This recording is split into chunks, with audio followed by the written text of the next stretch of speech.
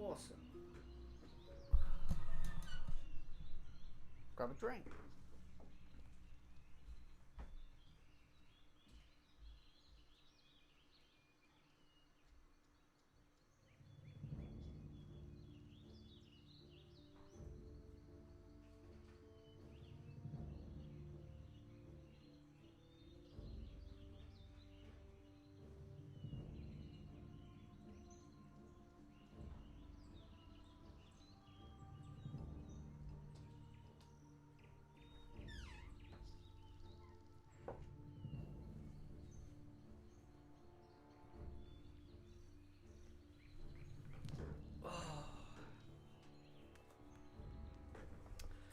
Alrighty.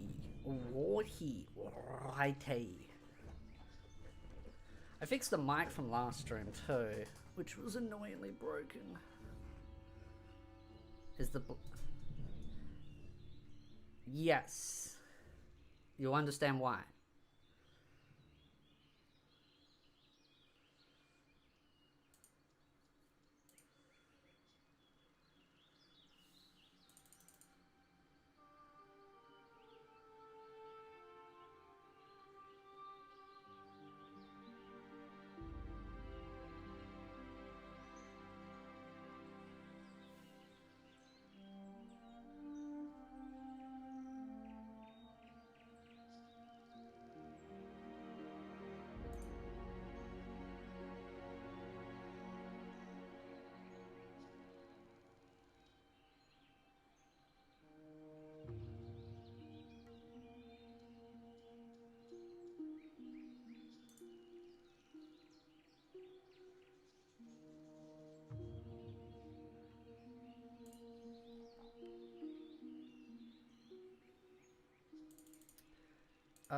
The reason why the thumbnail is the way it is, I'm just gonna pull it up, make sure everything's functioning, because last stream it wasn't quite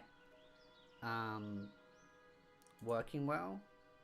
I worked out that the audio wasn't quite up to snuff, because we'll be going over a video again, because I went over it last stream, but I want to go over it again. I want to go over some specific key points.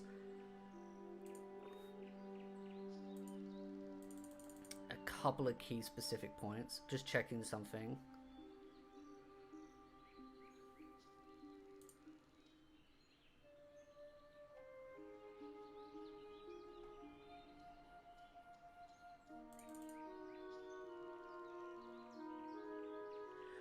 Thank you for the super chat. Can't stay long because I have to go to funeral, and before you say it's night funerals in the Filipinos last a week. Okay there. You learn something new every day. But I want to go over a specific video again by Words of Paradise, because there's a couple of things I want to go over that I actually missed because I got so derailed in it. There's a couple of things I want to go over, particularly to do with the concept of what makes a tourist, at least in my opinion, of why people get the word tourist wrong. I also want to go over a couple of things in there. There's a couple of screenshots. Like, I didn't go over everything that was in here because there are a couple of key things in here, like certain content creators that I know that are in there that I want to go over. There better be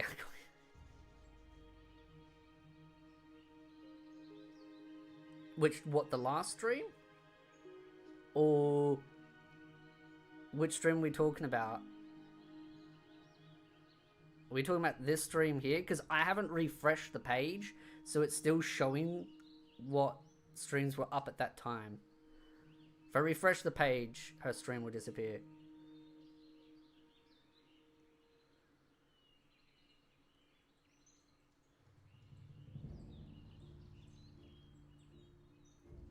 I've never actually done a funeral at night time.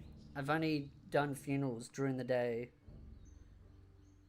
A Worlds of Paradise stream. Oh, yes. we last time I spoke, I said that we were going to be collaborating. Now we have a date of when we will be collaborating. I've got to make sure, based on my time zones, it will be Thursday at 3:30 at night for me. So technically, it will just be Wednesday night because I won't go to sleep. I'll just stay up the entire night like I normally do anyway, so that works. So pretty much almost this time next week, I will be collaborating with Words of Paradise and Sin-I, or Cinever. I'm attempting to say the name correctly with my dyslexic ass and my language disorder as well as my accent, but I think it's pronounced Cinever. Might get it wrong. But I really wanted to say it properly that time. I wanted to redeem myself on that. Nice. Oh, yep. Yeah, I've had a couple of Patreon members ask me to, like, collaborate, or said, you know, if I was open to collaborate with him, and honestly, when it comes to a lot of my content, or even my tweets and stuff, I didn't really think that I gained any real, like, attention, but apparently a lot of people do pay attention to me, which is kind of, it feels kind of weird for me. I don't really think anything special of myself.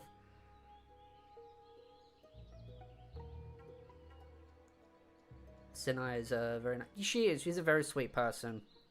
I've had a couple of small conversations with her. She seems like a very, very sweet person. I referred to her last time as the big booby drag chick, which I'm still referring to, by the way. She is the big booby dragon chick. So she's very nice. Oh, dyslexic. Yeah, well, I'd say I'm partially dyslexic. I am diagnosed with a language disorder. I am clinically diagnosed with a language disorder. So pronunciations of words is an uphill battle for me. Like, I will say the most basic. It took me like 10 years to learn how to be able to pronounce the word ambulance correctly. It took that long. Like, that's how bad it is. It's just one of those things where my brain can't string words together properly, and it's also the fact that my brain doesn't know where silent letters go. So if someone wants me to speak something, take all the silent letters out and make it how it's meant to sound in a very dumb way, and I'll generally be able to piece it together. So that's why I don't like tweeting as much, as even though I do now. But what I do is I'll make a tweet, I'll go to Grok and I'll say, hey, can you fix the grammar in English for it? And then I'll proofread it and go, okay, that's what I wanted to say, and then post it. But yeah, I've had a language disorder for my entire life, and it's why I use a lot of technology to try and fix that issue, because it's just the only way I can be able to. And that's why I like doing videos. That's why I like streaming. It's why I like doing videos, because I'm better at articulating myself through verbal cues rather than writing stuff. I just don't. You know, it's why if you go back to some of my old videos, occasionally, if you know those videos, there were videos that I used to upload that would have bad spelling errors in them, and people would be like in the comments going, this is how you meant to spell it, and I'd be like, quickly change it within an hour. I had one guy that was part of my Patreon. Every time I'd upload a video and there was a spelling error, within an hour he would DM me and he'd be like, hey, this is the correct spelling, and I'd just change it. Are you autistic? Probably. But I've never really gotten that tested to know. So I prefer to verbally speak rather than type stuff, but you know, I still like to. It's mainly because I don't know how to spell a lot of complicated, and I'm better at reading than I am at writing, because shapes as well. So though I've always struggled with English as a primary language, even though that is my primary language, which is why in high school, in primary school, I struggled a lot. I generally struggled. I ended up dropping out of high school because of just how bad the education system was to accommodating to how bad my English was.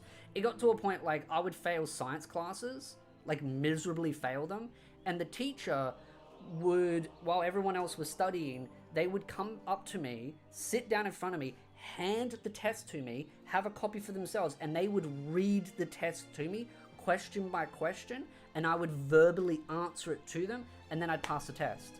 Because my English was that bad, I couldn't read what was in front of me, and I couldn't write it either. So the teacher would just come up to me and go, all right, I'll read it to you, you give me the verbal answer, and I'll write it down, and then I'd pass. Flying colours. because that's how bad my English was. I've gotten better over the years. That's why I like reading mangas and light novels and stuff, to try and improve my English.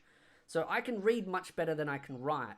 But when it came to a lot of more complicated stuff, I was much worse. But I've gotten, like I said, I've gotten a lot better at my English over the years. But high school for me just wasn't pleasant because, one, the teachers were bullies. They actually bullied me. But also the school system just wasn't very accommodating to people with language disorders like mine. And I was meant to gain additional government funding in my school, but it never got used correctly. It just got mismanaged. So I was just always kind of like treated like garbage in the school education system because of that very problem. Which is why I know I'm kind of like really overly explaining why I mispronounce her name. And I feel bad about it. I know she's going to tell me, oh, don't worry about it, honey. I'll be like, no, I still feel bad. I genuinely feel guilty about it. So, because she's a really sweet person. So if I generally like the person or respect the person, I feel bad when I mispronounce names. If I didn't give a shit about the person, I'd just be like, whatever. But that's my excuse, okay? I'm retarded, okay? Leave me alone. But I wanted to go over this specific video. There was also something else I wanted to do on stream. I'll get them out, but I might do it afterwards. Because we know at some point,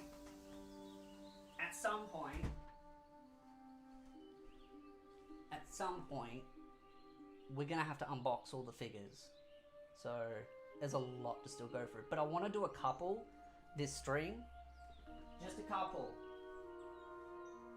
I want to do some small ones, because the small ones are starting to get in the way of the bigger figures that I've got coming. Because I've got more coming next month, and I know I'm not going to have space for them.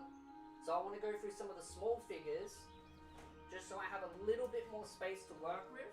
So I wanted to unbox those three, which are from the Amagi sisters. Yeah, tying the knot with the Amagi sisters. So I want to unbox those. I did think about unboxing Saber, Pendragon, but maybe not. We'll just do those three, maybe. I'll see how I feel. But we'll do that after stream. I just wanted to wait the 10 minutes so that, you know, everyone gets into chat. Gives it a little bit of time. Didn't we just watch this? Yes! But I want to go over a couple of things that I missed. There's a couple of things that I want to go over. Specifically, certain screenshots that he brought up. Because funny enough, there's one specific screenshot in there that I have a long history with when it comes to someone. And there's a couple of things in there. So I'll go over some of those things. I might put it on... No, we won't put it on the higher speed. So... did you ever get that one that you posted? Which one that I posted? Because there's a lot of figures. I have a lot on order. A lot. Because I just got the Roxy one from Mushoku Tensei. I'm not streaming Blue Archive. The thing is even though I get put in the lolly category, I'm not really a lolly type person. Like, I don't really like lollies that much. I just think at the end of the day, people mischaracterize them, people attack the community, people misunderstand the word lolicon, and at the end of the day, it's fiction, not reality. So I'll just make sure I got the sound. If you've ever watched an edit on TikTok of an anime, you've never... Okay, good. Got the X. Because the last stream, I screwed up the audio because I had to take the PC apart and put it back together. So we'll go over this. I'm going to go over some specific parts that I felt like I missed, and then I'll do those unboxings. Never seen and shared it online with the caption, "This is peak." Well, then this video is for you. If you've ever said the words... I will say, when it came to the anime man, because I sometimes get the two mixed up, the anime man and the anime man, I don't know if I said it in that last stream, I did a lot of research into the anime man. Wait. Oh, there's a lot of hot milfs in Blue Archive? Yeah, but I preferred... See, I'm not really sure if I'd play something like Blue Archives. I would play Nikkei on stream, but I don't... Because I don't like reading and writing on stream, I just don't really want to, like, sit there and read with my terrible English. It's loud. That's probably why, because I've fixed everything up. So. Oh, I won't watch that because it's too better. old. Because I meant to keep it in the yellow bar. All right. I'm not gonna get distracted this time. We're gonna get this down. Turn down the. Okay, good. I fixed that up then. My volume's fine. I'm just checking. Okay, it's not doing that. Sometimes it picks up the webcam microphone and not this microphone, so I have to check it. Alright, we're good. About an anime made before 2012. This video is for you. And have you ever defended Western localization Oh yeah, the topic that I was talking about, with the Anime Man, I did a lot of research into the Anime Man when they did their original video, because I made a very harsh critique video of them. And I worked out financially, and I really looked into every platform. They financially cannot survive with the content that they make. So I do believe that the Anime Men are sponsored by large corporations. That they're like industry planted. I know that sounds like a conspiracy theory, but I generally believe, based on the number crunching I did, they are industry planted. Because there is no way financially they can make enough money based on the content they produce, based on the views they get. Because even their normal YouTube videos do not get much views. YouTube Shorts do not make you any revenue. TikTok Shorts don't make you any revenue. Instagram doesn't make you any money. So if you were to look at all their different platforms, they do not make enough money to survive. So I would say they are financially funded by, say, like groups like Sony and all that, to try and make anime mainstream. And I think that's their objective, is that's why their whole slogan originally was that they wanted to make, and it still is, that they want to make anime mainstream, because that's what they're being paid to do, is to try and make anime as mainstream as possible, going through all the big popular titles. And I think they realized they screwed up, because when they made that video, they just took a giant dunk on the history of anime, old classics, but also just being disrespectful of how they approached consuming the content, watching on multi-time speed, not even watching it properly, sitting there just fiddling with their phones. It was the biggest tourist act ever. And the fact that they owned it, props to them, but I still don't really like the approach that they have towards anime community, because it does feel like it's like a Trojan horse. They are opening the gateway to the worst type of people that are entering into the anime community. And we only have to look at 2 periods of an anime community's big influx. We look at COVID. During COVID, we had a massive wave. And I know that because my channel massively spiked during that period, and it did a lot of damage to this channel, which was why I made the second channel. But then also, we've had a recent influx, I would say, over the last year or so. It's slowed down now, but I'd say year to 2 years ago, we had a second wave. And that wave came with a lot of really toxic tourists that mostly consume anime through TikTok and YouTube Shorts. And that's why you have that situation of a lot of anime fans that will go into a show and say, oh, I know what this show's about because I saw a short. And I used the last time I spoke about Aliyah Sometimes Her Feelings in Russian, because of the whole joke that his sister says about the incest stuff, where she's reading mangas and she's talking about like how incest is all goofy and funny because she's role-playing as that character. But a lot of people read that snippet and they go, oh, so the show's about incest, not knowing that the sister is just joking about it because it's a trope in a manga. It's like breaking his sister is like Deadpool in the sense of how she mocks the tropes within the anime community and tries to break the fourth wall, because there's like a whole point where she's staring at the camera and saying, oh, I'm giving fan service, and he's like, what camera? And she's like, oh, that camera. So she likes to break the fourth wall because that's the kind of the character, but people misinterpret that and deliberately twisted it and went, oh, this is an incest show. And that's just an example of like Aliyah Sometimes Her Feelings in Russian. But then you look at things like Mushoku Tensei. People would use things from the web novel and claim that that was canon. There's also a part in the web novel at the start with Rudius where in the web novel he was cranking it out to his nieces in a webcam. But in the anime and in the light novel, and even in the I believe in the manga as well, it's just lolly hentai. Even though it's still disgusting, it's a completely different context, but people will run to content creators that took the web novel and not actually consume the story and go, well, I know what Mushoku Tensei is about because I saw it from a content creator and he said this, so it must be true. And I can't remember the content creator's name, something Commander or something. He made a video where he attacks Mushoku Tensei and he attacks Oshinoko as well. And all the information he presents is either hard spoilers of what happens at the end of the web novel or stuff that's no longer canon, that is in the web novel, but that's been changed from the light novel and the anime.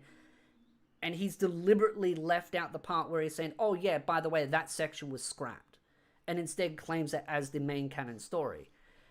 Because Mushoku Tensei is one of those where it's either beloved or it's hated purely for the fact that, again, Rudeus is a really annoying character in the sense of, you know, he's an idiot, right? He's an idiot, he makes mistakes, he's flawed, he's a punchable type person. I say that word specifically because someone in a stream said he's punchable face, so... But he's a punchable person. But Rudy, and the reason why I like stories like that, and the reason why they get attacked is because a lot of anime tourists come into Weeb Commander. Yes, that's the name of him, Weeb Commander. I've only watched a couple of his videos. He is the most disingenuous hack. He's a psychotic lefty. He will outright just lie and mislead people as far as certain animes go.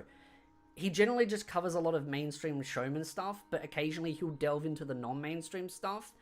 And when he does, it always comes with the whole package of everything's bad, everything needs to be censored. Oh, if you watch this, and then implies you're the P word. And that is a tourist. And that gets into the definition of the tourist, right? Because a lot of people think the word tourist means someone that's barely watched anime. No, you can watch 800 animes and still be a tourist. Because I see it all the time, where I will criticize larger content creators or other content creators in the AniTube space that are just being stupid, and I'll call them a tourist, and people go, they're not a tourist. And it's like, okay, how? Well, they've watched 800 animes. They've been doing content for ages. They've been watching anime for 10, 20, 30 years. And it's like, no, that's not how the word tourist works. A tourist is more about the behavior of how they act within the medium rather than how much they've consumed. And so when you look at someone like the Weeb Commander, I call him a tourist. Right? Giga and the Anime Man are hired by Katakawa. Yes. Yeah. They are. And that's why I don't really like Trash Taste anymore. Because I used to watch Joey. I used to watch him when he was below 100k subs. When he used to do his vloggy style videos, which he's gone back to on his second channel. When he used to do visual novel stuff. I still remember If My Heart Had Wings, the visual novel that he never completed. He used to do visual novel stuff. But he suddenly pivoted away from anime content and visual novels and gaming content to more just anime trending topics. Because that's where the money was. Giga did the same. Connor did the same. Joey did the same. And sure, Connor does a lot of charity stuff. But that doesn't excuse the fact that he is one of the biggest douchebags in the content creator space. Right? He's friends with people like Hassan. So as much as some of those content creators can be nice from an outside's perspective, and they do all these nice charities, you get behind the mask, they're just not the most pleasant people. And I'm just not scared of calling those people out. And it's also that fact that I have that annoying, apparently autistic ability where I can over-hyper-analyze people and I see through that facade. I could go very deep into all the issues when it comes to tourists in the anime community. You can look at the fact that you look at those three big content creators. You can look at people like the Weeb Commander. You can look at people like Mother's Basement, who didn't used to be as political, but has massively politicized and weaponized his anime and his content to try and go after people. And he's rallied with other content creators, which was why I said at the end of the last stream with this, that's why I said more of us need to work together to combat this ever-growing issue, because people like Mother's Basement and all that are working with other content creators to rally together to build their audiences, to attack anyone that doesn't believe in what they believe. And it doesn't matter if you're on the right or the center or even on the left, because I wouldn't classify myself as someone on the right. I'm not. I'm more in the center-left kind of thing. But I'm booted out of that community, right, because I'm not left enough. Right? And that's why I always use the horseshoe theory. Whenever I talk about the extremes, I'm talking about the very far extremes. Most content creators don't fit, or at least normal content creators you probably consume, don't fit into those extremes.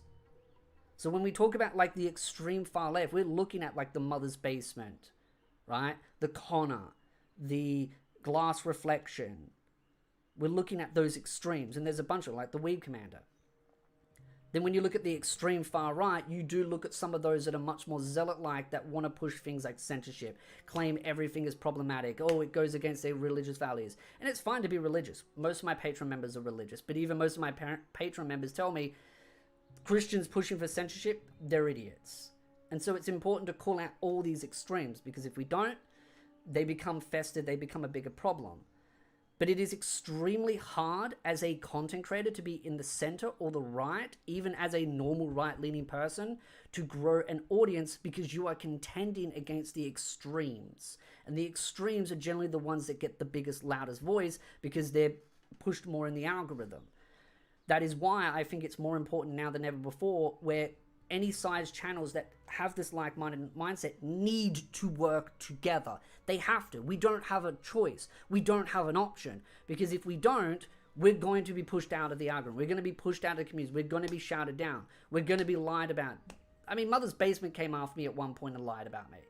Right? These content creators will try and shut you down and silence you if you go against their narrative. So it's important more than ever before that more people start calling this out. And I don't see like Words of Paradise as some extreme alt-right, right? I see him as a more logical, calm, rational person. He's generally sitting there going, yes, these are problems. It's that whole thing of like fiction and reality. If you can't tell the difference between fiction and reality, as something Mondo Sensei always says, then there's no reason in review. There's no point having a rational conversation. Most of us, most of you watching, know the difference between fiction and reality. Most of these people I'm calling out don't know the difference or don't care to know the difference. And there's a specific tweet in here of someone that does not know the difference between fiction and reality and constantly throws around the P word. I don't think Words of Paradise knows heaps about him, because he's probably hasn't interacted with a lot, but I do. If you've ever said the words, oh, I won't watch that because it's too old, about an anime made before 2012, this video is for you. And have you ever defended Western localization practices using reasoning you read on X about how something... We need the Weeb Avengers? That would be... my Discord server is called League of Otakus for my Patreon members, but the Weeb Avengers would be pretty good. Just can't do direct translations? This video is for you. Because you're not an anime fan. You're a tourist. And worse than that, you think you're the good guys. And like every tourist. And the other thing too is a lot of people will use the word tourist incorrectly, especially the very extreme lefts. They will use the word tourist on us and be like, you're a tourist. But it's more the fact that, one, they're just trying to use the word and water it down.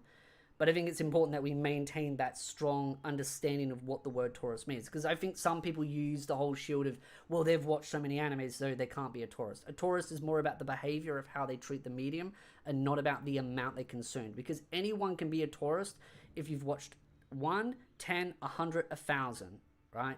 You can be a tourist.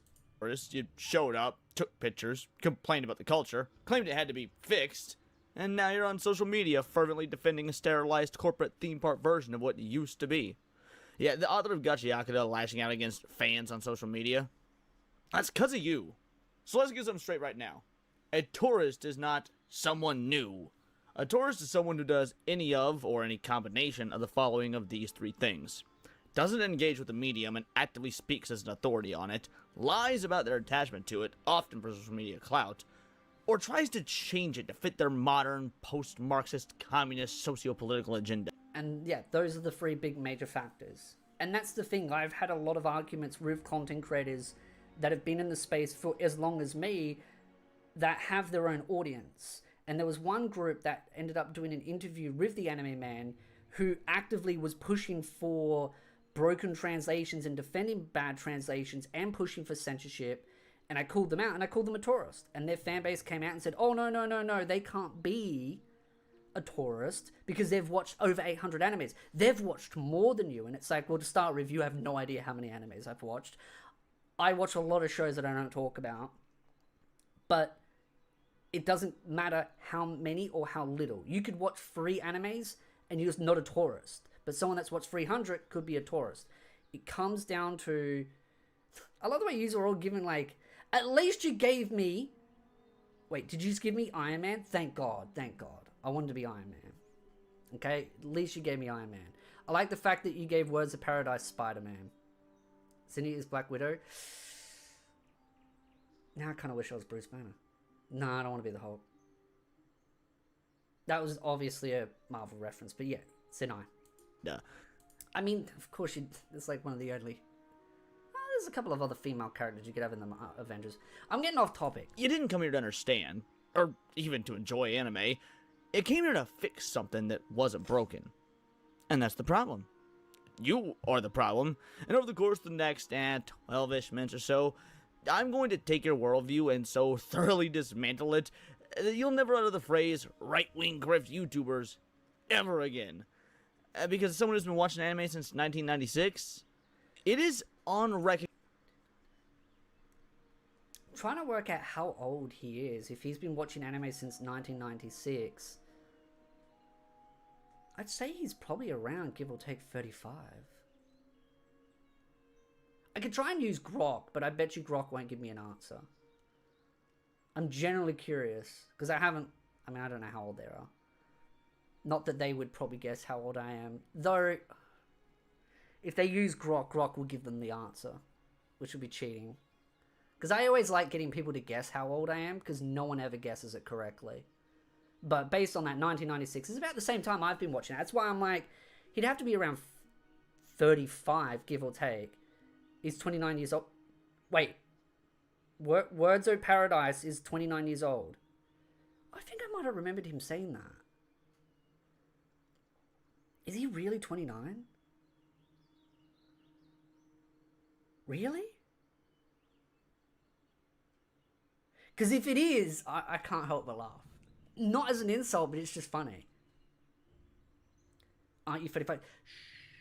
I'm not 35 anymore.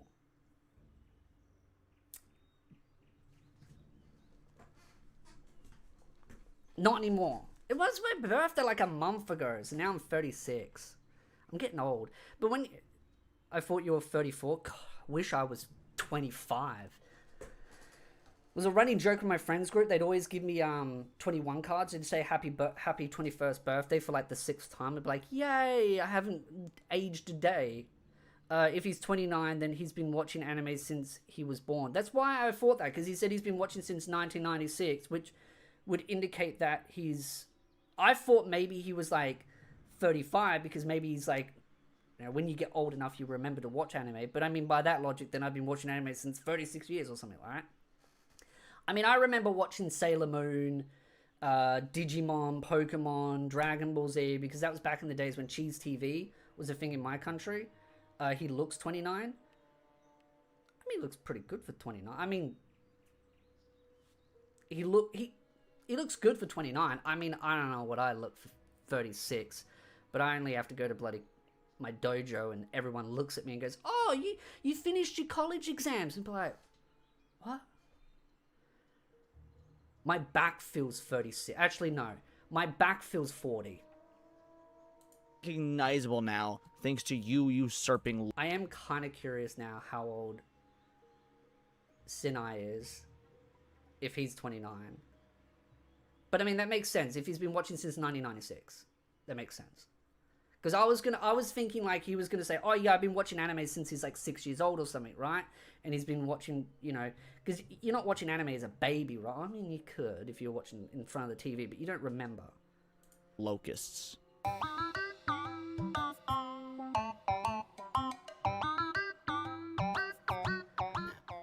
Now, first things first, couple of ground rules. If you haven't watched... There's a reason why I don't shave. Because if I shave, I just look like way too young. I won't look like a kid, but I'll look like in my 20s. Which I still get mistaken for in my 20s now. Watch the show start to finish? Shut the fuck up! I'm getting so off track. That should be as, you know, I haven't watched the anime. Yeah, see, that... There you go. I've seen clips, bro. It's literally... And that's the thing. I remember there was an article about Crunchyroll was talking about how they... Or I don't know if it's Crunchyroll or Netflix or one or the other. Could have been both. Where they were talking about how they wanted to make animes in short form episodes like 1 to 3 minutes long because the attention span of people has declined so badly. which does coincide with the fact that I remember 2 years ago I read an article that the average IQ of a person has declined by 20 points, which is, I believe, over 100 years worth of progress in human IQ has declined because of the fact that people just become so stupid. And there's a multitude of reasons for that. Oh, Shave a spiritually become 14? No. I'd like women to look at me more than once and not look at me as like I'm a toddler.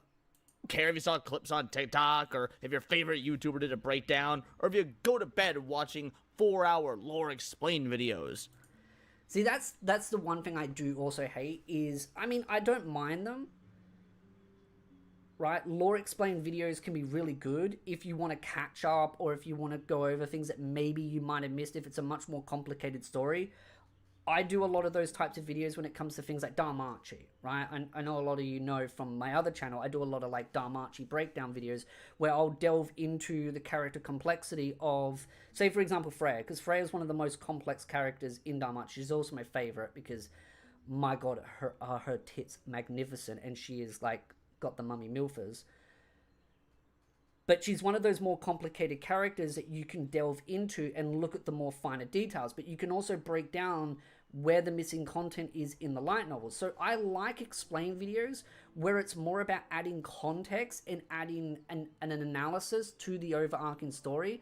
But a lot of the videos that I see are just basically glorified synopsis, and especially a lot of episodic review channels. Right? I know some people know I've ranted about this before, where I've talked about episodic review channels that will just do a synopsis. Even though they claim they are a review channel, they will not review the episode, they will give a synopsis of the channel, of the episode.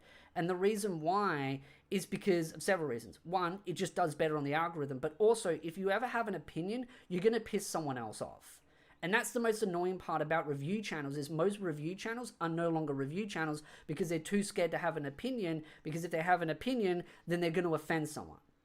So they end up just going into glorified, oh yeah, this scene happened. And there are a couple of channels that I really despise in the AniTube space that do episodic reviews, that just exactly that. It is 8 minutes of a synopsis. They explain what happens in the episode and they go, good episode. That's it. And so a lot of people go to those videos, they watch them and go, look, I know what happens. But they never really explain the proper details because they never get the context. They just kind of give a very basic summary with a still shot image.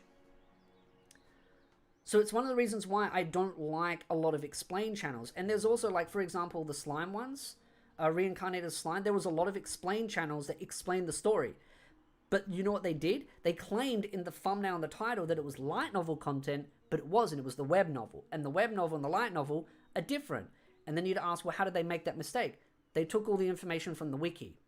And they would get 500,000 views from copy-paste in the Wikipedia through a text-to-speech bot, and then upload it, and then people would go into my explain videos where I would be talking about the characters and the chemistry and also the power dynamics, and be like, oh yeah, this is how the Demon Lord system works, right? This is how they transform.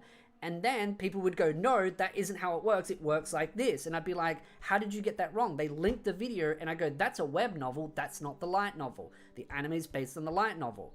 And then they get angry and they go, no, you're wrong, you don't know what you're talking about. Same thing happens with Mushoku Tensei. Same thing happens with a lot of animes, because they watch the videos and they do not consume the media, and instead you have this massive issue where there's a discrepancy between the people that have consumed it correctly and people that are just going to content creators. And that's why I do think content creators have been some of the worst nightmares when it comes to that.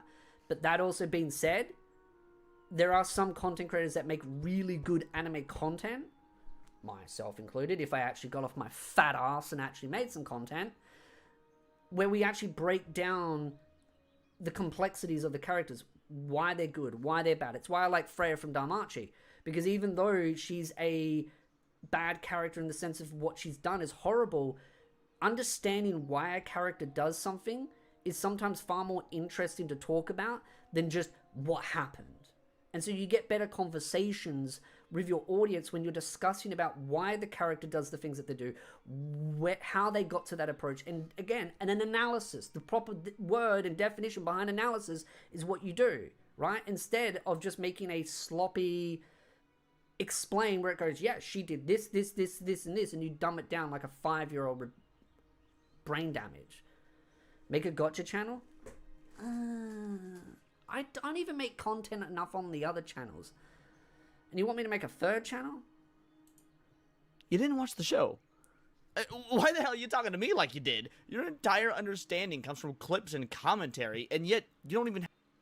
And speaking of trash taste, the amount of hate they throw at popular trending shows, and it's not even like Connor constantly hates on Spy Family because he hates the concept of a woman being a mother. I generally believe Connor hates the idea of a woman being a traditional woman, being a mother, being in the kitchen, caring for a family. That whole concept, I think, bothers Connor. Because so many times has he attacked Spy Family, and then he'll praise a show, and then hate on a show that are almost identically the same, purely because of sponsorship. That's why I can't really trust a lot of content creators that take sponsorships through Katakawa, Netflix, etc. And it was something that one of my first ever videos I made over 8 years ago was me pointing out that Mother's Basement only praised the live action movie for Death Note was because he wanted a sponsorship with Netflix.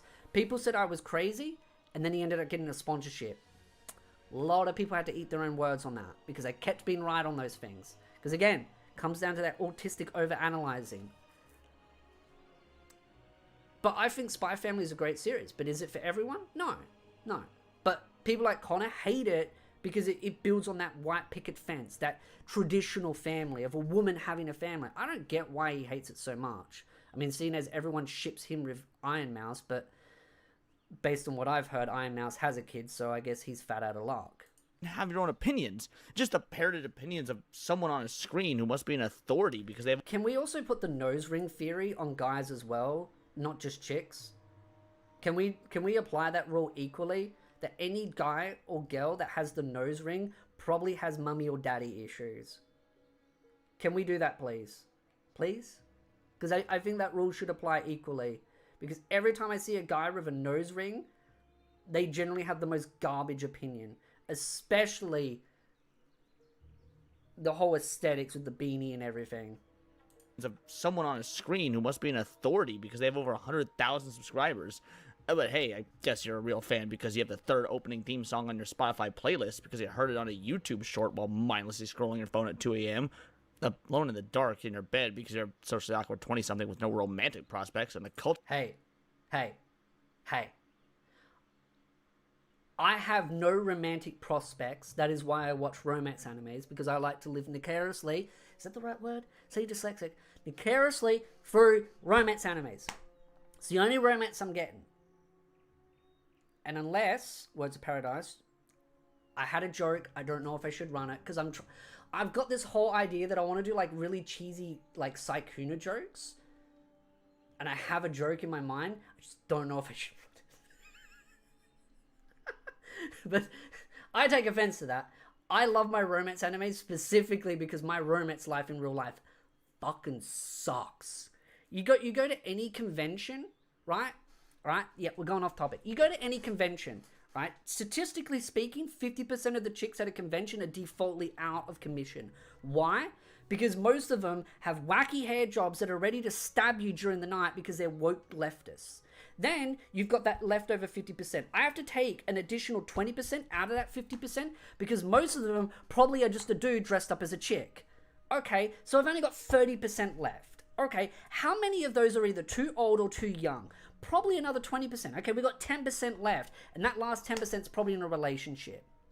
I ain't getting a girlfriend anytime soon or a wife. And unless you're offering to... I really want to throw the joke. Unless you're offering to give me Sinai's number... I ain't getting any waifus here, okay?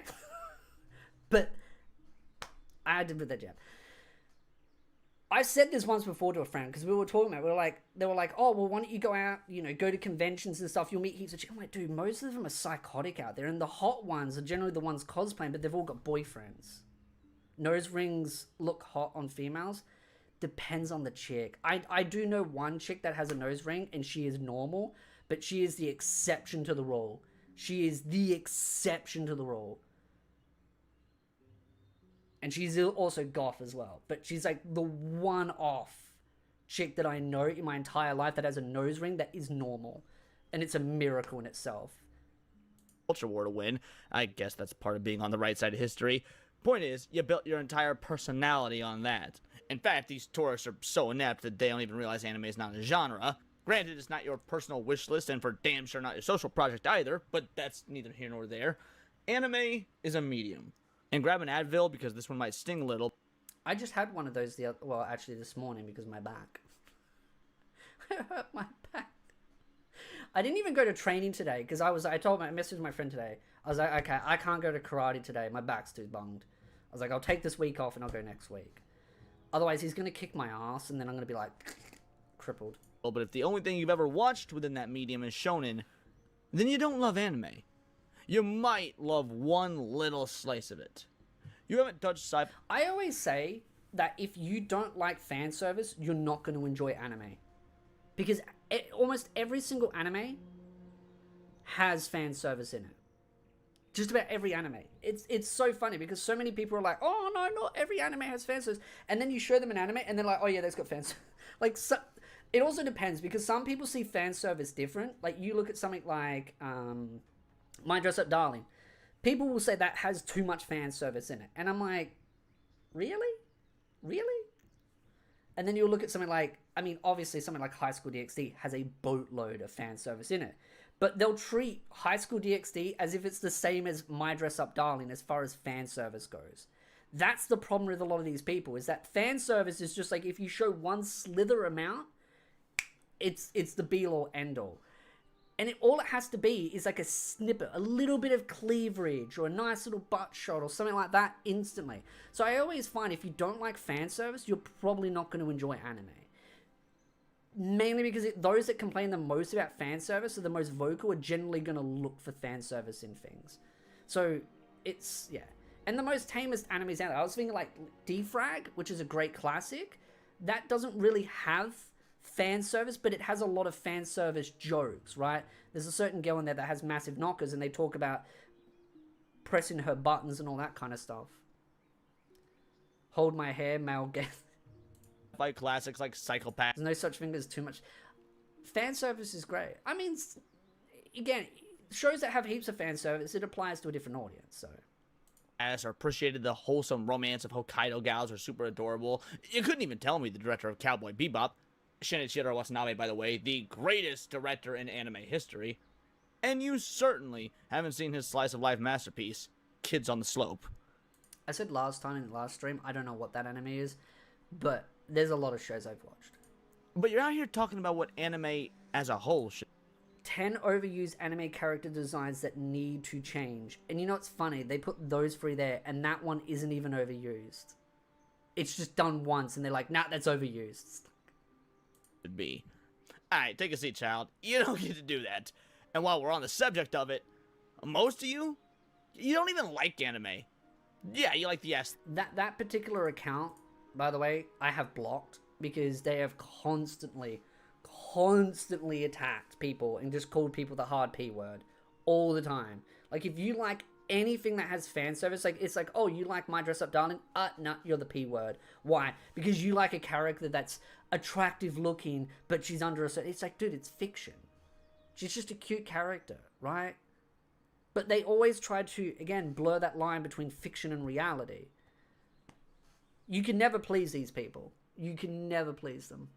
Weebs can't handle that anime is more popular now, so they've brainwashed themselves to believe that any new fans who like anime are only doing it to be trendy, which is BS. I don't think that's the case completely, but I will say right now, and I'll die on this hill, most VTubers don't like anime, and most VTubers pretend to like anime. I will die on that hill, but that doesn't mean I think every VTuber believes is doing that. And I can use an example. Sinai. She clearly has a genuine interest. I just use her because she's literally on my panel because I haven't updated it. But that's an example. But do I think someone like Bao the Wow or Shy Lily generally like anime? No. I think they were the types of girls that would have bullied you in high school for liking anime. That's the difference. And I think it's very trendy, and I think a lot of chicks are jumping on VTubing because VTubing is generally associated with the anime community. And because it's associated with the anime community, they've generally got to be sort of pretending at least to somewhat like anime. And I do think some VTubers like anime, but just aren't as interested in it. So they kind of maybe just go, oh yeah, I love it. But they're like, they're just indifferent. But I think there is a lot of VTubers that pretend to like anime when they don't. That doesn't mean it applies to all, because I think there are a good chunk of VTubers out there that generally have an interest in gaming and anime, but I think there are a lot. And I think that also applies to some content creators as well that are even in the anime space, that used to like anime, that don't really like anime anymore, but they're just kind of going along with it. So, like I said, when I say things like, I believe there's a lot of VTubers that don't like anime, I'm not saying everyone. So if you feel like I'm attacking that specific VTuber, probably not, right? I wouldn't follow Sinai if I thought she was a fake anime fan. Like, I'm using her as an example because, one, Words of Paradise, but she's also in the panel. But I wouldn't follow someone like Words of Paradise. I wouldn't agree to collab with someone like him if I thought he was disingenuous. That's just not how I roll, right? You're not going to see me on a collab next week with Mother's Basement. You might see a tweet me calling him an absolute wanker and a tosspot, but you're not going to see me, unless I ever got on stream with him and just absolutely berated him and called him a bunch of names and slurs.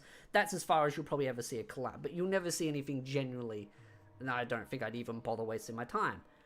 But I just think there's too much LARPing going on in the anime community, because I think anime is trendy. I think it is popular, and I think it's an easy trend to jump on because it's highly profitable right now. Where there's opportunity to grow an audience, and I think it has become a bit of a power vacuum because anime has grown. So there's a lot of opportunity for content creators to grow in that audience. And trust me, there really is still a lot of market available for female content creators in the AniTube space. There really is. It's just, you've got to actually make anime content. Because a lot of VTubers don't make actual anime content. They generally just talk about it briefly on stream. If a lot of female VTubers made actual like reviews, opinions, analysis content, they do really well, I think. I just use that as an example because I knew a VTuber that did cover anime quite extensively. Got to be careful because some people might know who I'm referring to, but I found out through very solid sources that the VTuber in question never actually read any of the source material they covered. It was their ex-partner. You don't even like anime. Yeah, you like the aesthetics, you like the edits, like the characters out of context. You like using pictures of AI-generated anime versions of yourself so people think you're interesting. My God, how the internet has changed. But the actual medium? I also hate the fact, now seeing Hassan's picture there, I hated the fact that Trash Taste had Hassan on, not once, but twice. And they openly were self-aware of the fact during the second collab that people were pissed off about the first one because Hassan tried to politicize everything in that stream. And what did Hassan do as soon as he got on that stream? Politicized everything. Even though they told him not to do it, he did it. He did it. That's the reason why people are getting fed up, because they don't want their anime to be politicized by modern day rubbish and try to be forced in some political left or right argument. People go to anime to get away from politics. They use anime to get away from their shitty lives.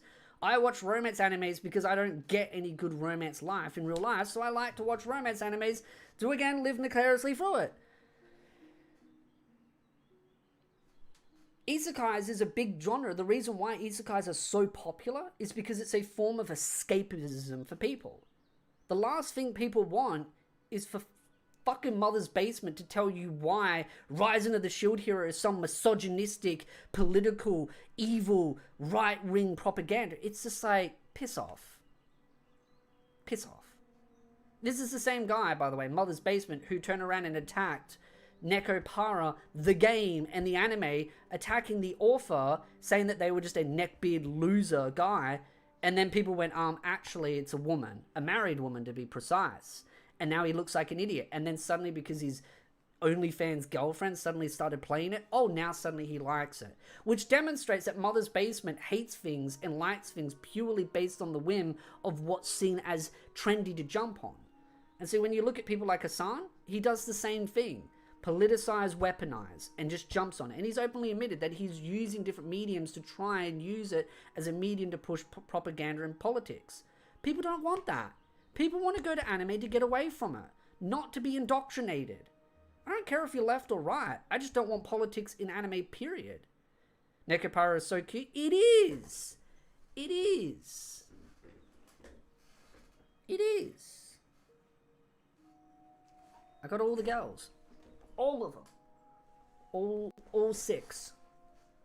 The things like the pacing and tropes and cultural differences. Yeah, y'all hate that shit. That's why every time you run into something that makes anime... Trash Taste should have never invited Hassan to the podcast. No, they shouldn't have. But because, again, Connor is friends with Hassan and is part of that whole Orbiter group, which, might I add, that entire Orbiter group that they're part of hates anime. They hate us. They think we're losers. They think we're weebs. They think we're degenerates. And yet they try to insert themselves into a community that they themselves despise. And you ask yourself the simple question, why? Why are they doing that? Because it's profitable. They're building an audience. They don't see you as people. They see you as numbers to further their own careers so that they can continue to get sponsorships. I get that Connor does these nice charities, but again, that doesn't justify the absolute garbage that he brings to the anime community. But people justify it because, oh, he does a couple of good charity cases. So does Mr. Beast, and apparently Mr. Beast is seen as like one of the most horrible people out there. He treats people like garbage. You can do good deeds and still be a horrible person. Oh yeah, nice pause. I know, right? I deliberately did that. You immediately start asking questions like, why is it like this? Or why can't they change this? Why is this even allowed? Well, it's because you don't love it. You tolerate it until you can reshape it. But here's the thing. Anime is part of a larger culture. Anime is intrinsically Japanese. That's the point. That's why we real fans fell in love with it in the first place. The different values, the different storytelling, frankly, different boundaries if we're looking at the 80s and 90s. But then here you come saying, oh my god, this anime has lolly characters. What is the author? I also do think a lot of people that don't like lollies generally don't realize, like people that say, oh, I don't like lollies, period, right? I can never like a lolly character. Don't realize that a lot of characters are classified as lollies. And I actually uploaded a tweet just recently, like literally an hour ago. I'll just show it.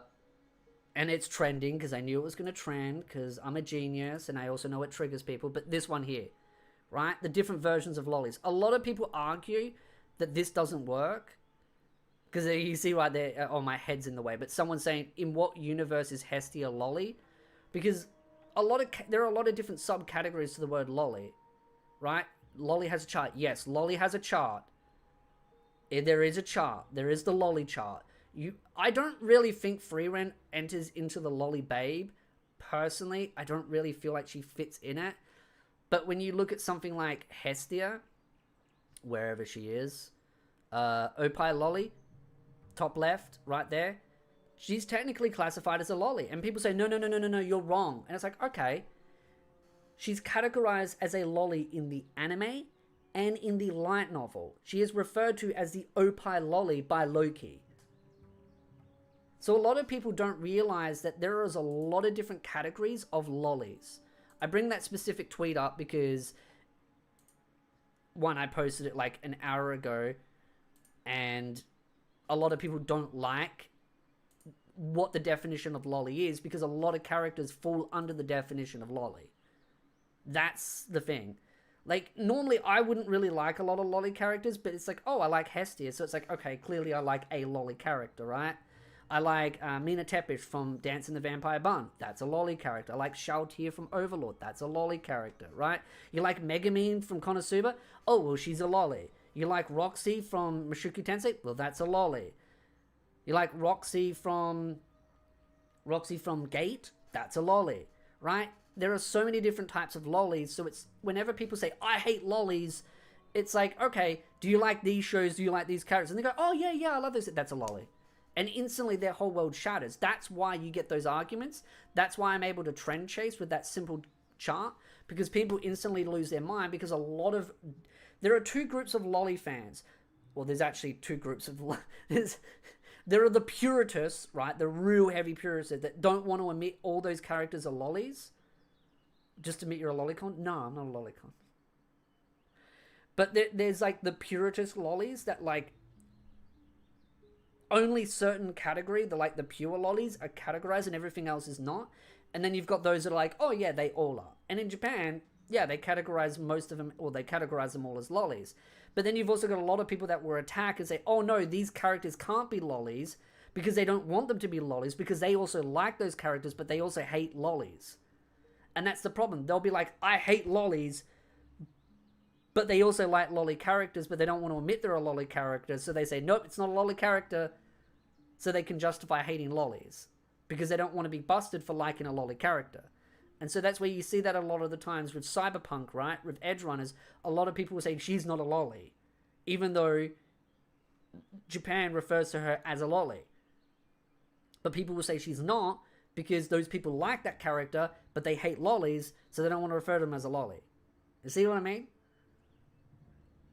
Anime has lolly characters. Like I said, I like some lolly characters, but I'm not a big lolly type fan, right? I like Akatsuki from Log Horizon. I like my Mina Tepish. I like my Hestia, right? I like some of those characters, but I'm not into like a lot of the other pure lolly types. Is Rimuru a lolly? You could argue that Rimuru is a lolly. You could. It's debatable. Rimuru is a trap, yes. But technically, he could be a lolly. He likes to identify as a lolly. Thank you very much. Founzu, you need to get his pronouns right. They are male trap. You fascist. Okay, I stole that from Words of Paradise because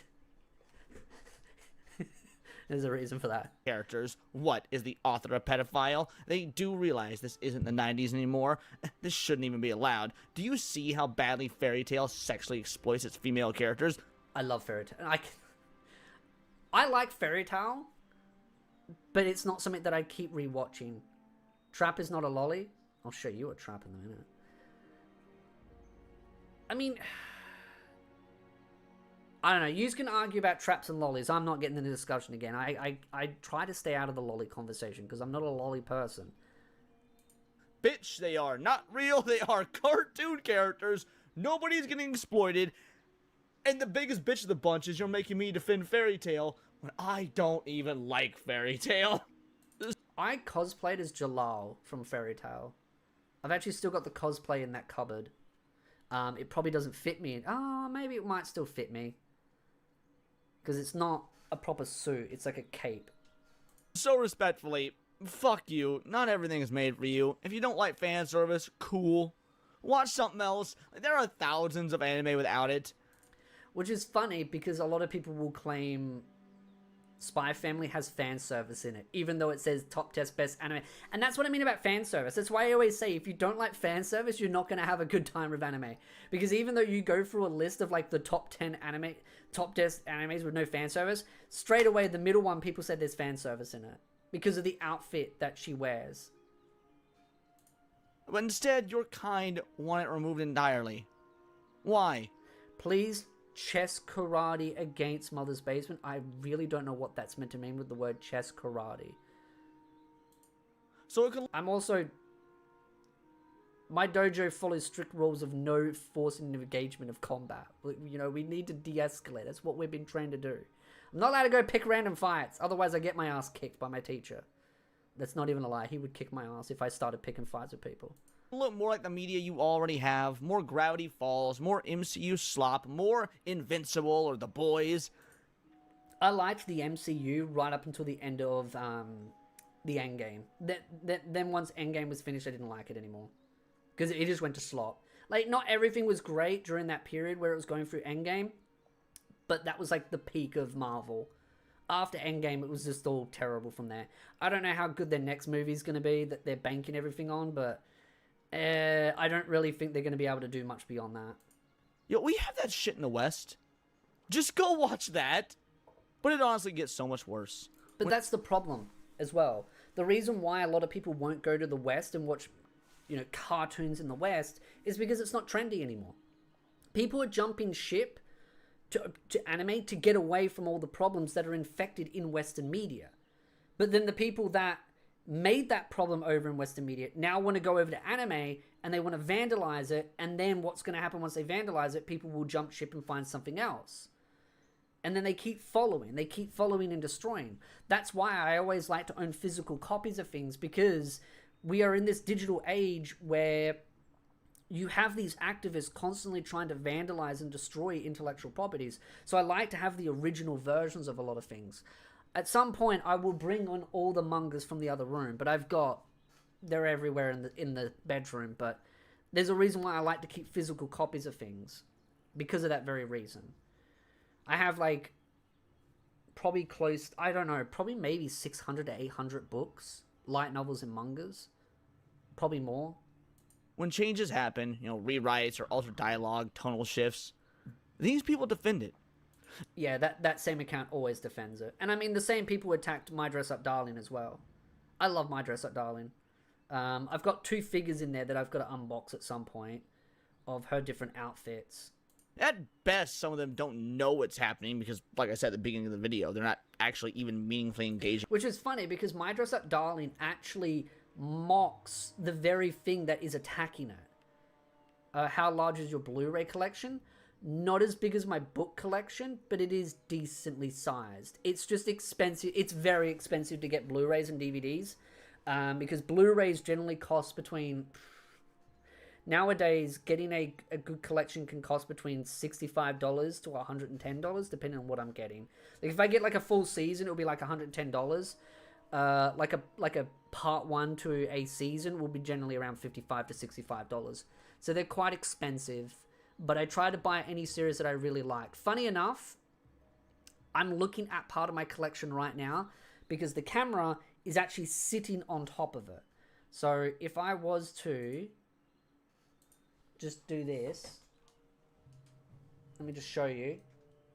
Right there, Alia, that's Mushoku Tensei, Apothecary Diary, Free Ren, Spice and Wolf, Slime.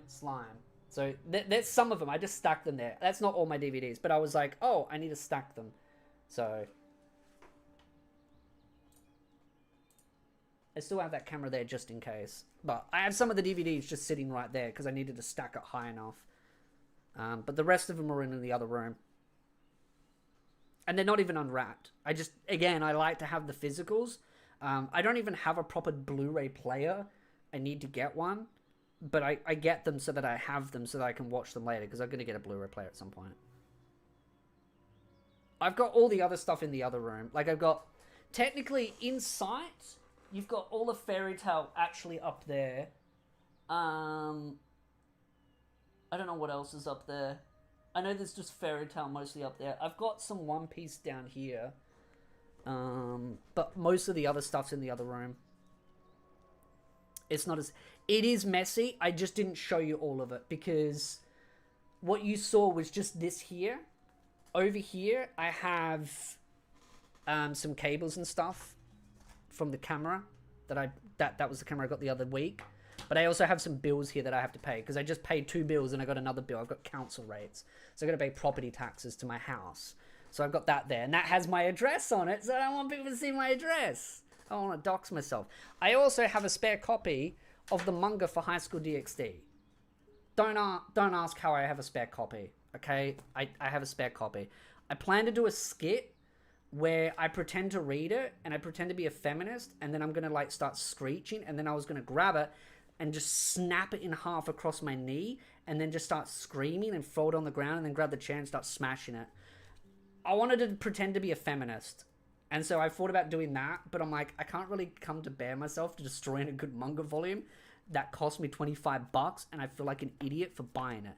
Because I was trying to buy the physical the light novel, which is why it was volume 8. I'm trying to get volume 8, but I accidentally bought the manga and not the light novels online. So there you go. I'm an idiot. With the medium, but others do know, and they support it anyway.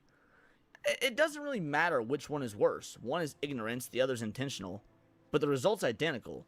You're validating or... You know what's interesting, actually? Speaking of My Hero Academia had so many tourists attack it during its peak. right? So many people were pushing gay ships, lesbian ships, all these different types of like trans characters and all the rest, and all fan service is all bad. And then as soon as My Hero Academia lost its popularity, guess who jumped ship? Not the genuine fans. No, they stuck it to the end of the anime and the manga. No, the tourists jumped ship and went over to Danladam. And that's where they all went and started forcing all their weird headcanons over there.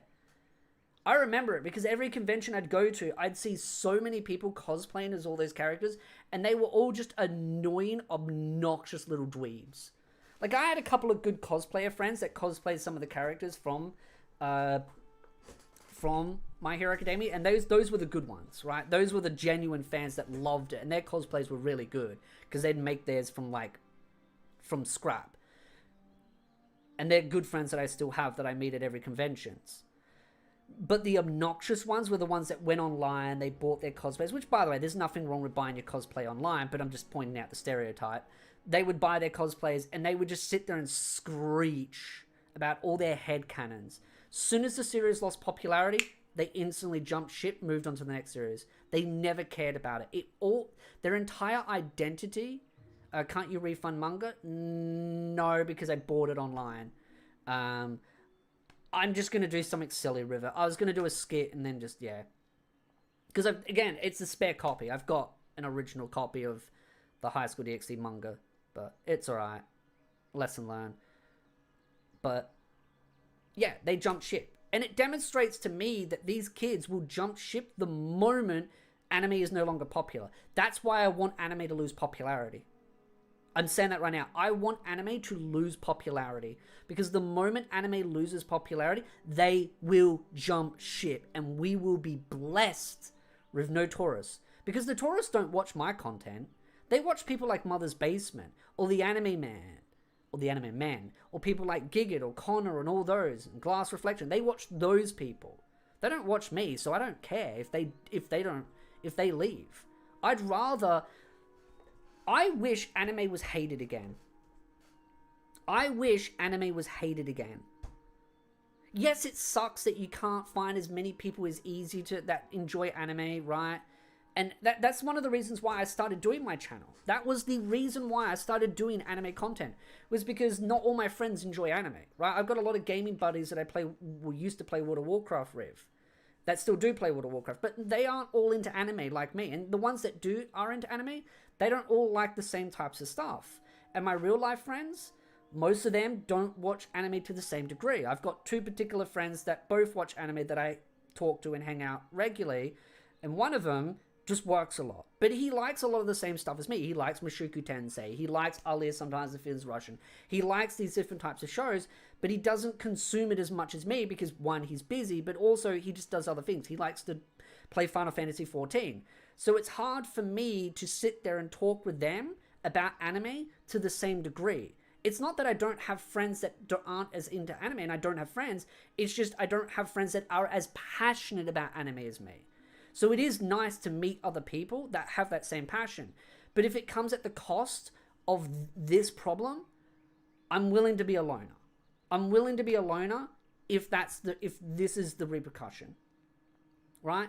But I have a feeling that I'm probably going to meet some people that have the same enjoyment for anime as me, probably in the next week. Right? I'm not saying any particular names, right?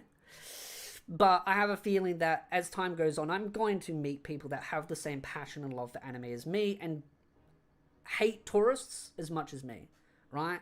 But it's about finding them.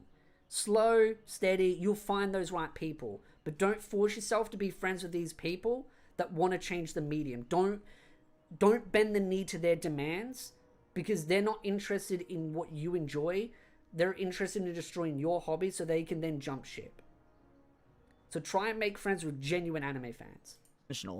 But the result's identical. You're validating, or in many cases even promoting, changes to something that you don't understand or really even care about unless it's going to get you those sweet, sweet likes on your Instagram aura. And that's the thing. Hating anime is super popular now. And I'm fine with that if they just leave anime alone. But a lot of them don't. And they just go around calling you the P word. That's why I like building my own communities that are more gate kept. right? That's why I have my Patreon Discord server or my YouTube member Discord server, right? Because it allows me to have a community that is isolated away from this rubbish so that we don't have to put up with it all day, all night. Farming post.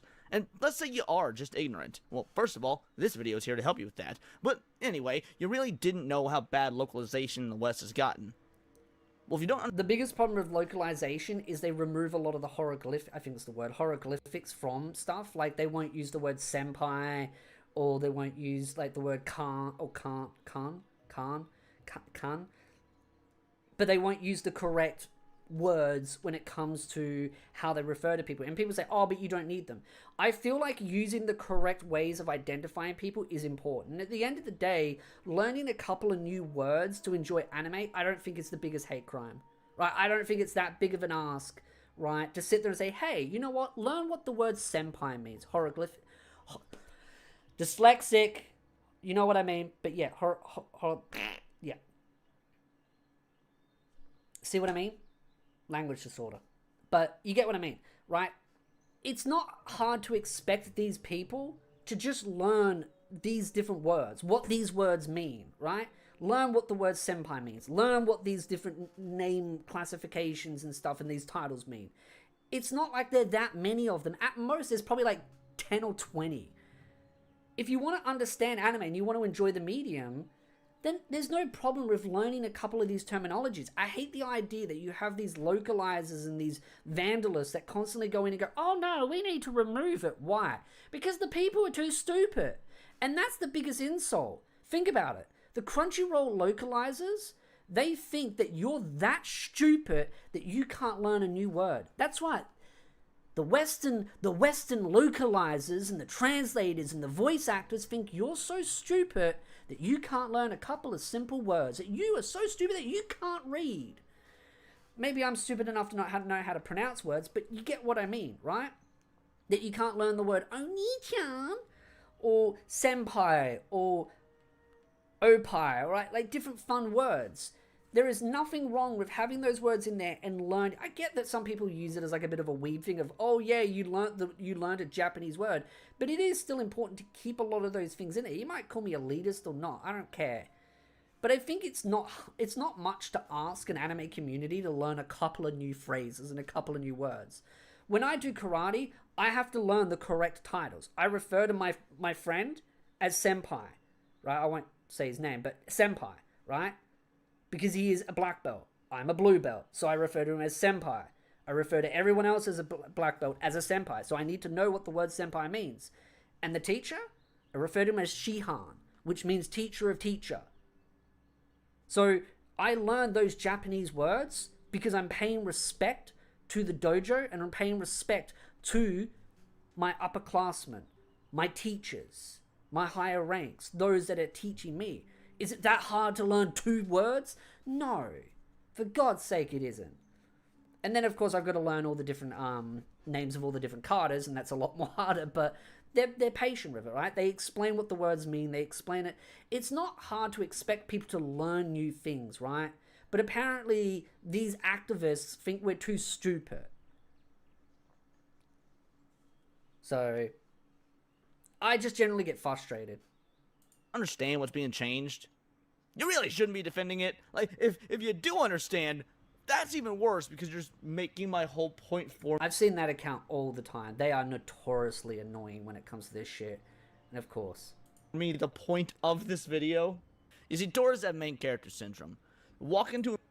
Shihan, you don't call them sensei? I don't call my main teacher sensei. I call him Shihan. I call the other ones sensei. So... Shihan means teacher of teachers. So whenever I go to Tuesday, which was yesterday, but I didn't go this week because my back, whenever I go there, I can't really refer to his real name, but he will be there and we refer to him as Shihan because he is the main teacher. And then next to him, he'll have his other black belts at the front. So like we'll have a big line, there'll be a big line of us and we're all ranked, right? We're all lined up based on rank. Whatever colors we are and whatever tip ranks we are is based on that. So I've got someone else in my rank that's a blue belt with 1 tip. He stands on the left of me and I stand on the as far as I can be. Some of my other classmates in my same rank make me sit on the furthest to the left because I was the first one to go blue belt out of them, so they make me stand. Even though we're all the same rank, they like to pay their respects. But we all line up based on our rank. And then at the front, all black belts. They're all black belts. Some of them will have black shirts because black shirts are higher ranked than the white shirts. And then Shihan, who will be set right in the middle, he has a red shirt, and he is, of course, black belt, and that's his title because he is a teacher of teachers. He teaches the teachers as well as he teaches us. So he's the higher rank above all the senseis. Essentially, Shihan is like the headmaster of the dojo. Correct. That's why it's like teacher of teachers, right? He is the headmaster. So that's the title for it. I know I'm going a bit of a tangent there, but yeah, it just shows respect to use the correct titles, right? And I think it's just not hard to ask people to learn basic words. But you know what's funny? When I mentioned that on X once, people called me a loser and like, oh, he's a weeb, he has to learn Japanese words in the JoJo. It's like, are you that stupid you can't pay respect to a culture and to the person's rank that they've earned? That just shows how much disdain they have towards the medium. And yet they'll have anime display pictures like people like this guy. Where is it? I was trying to find that annoying My Hero Academia display picture. But you know which one I'm referring to. That was just up before, right? Oh god, light novel story. So I'll go back a little bit because we're getting into. There you go, that stupid annoying kid. If you do understand, that's even worse. That one, right? That was one of those types of people that were like, ooh. I just don't think it's hard to ask people to learn new things. But I guess when you've seen the average IQ dropping by 20 points, people apparently it's too much to ask people to learn a basic. And trust me, it's not hard to learn this. If my dyslexic ass with a language disorder can learn these words, so can you. So can you.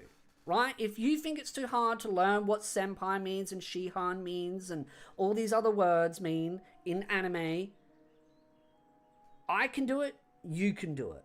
Because I'm the dumbest guy probably right here when it comes to English, right?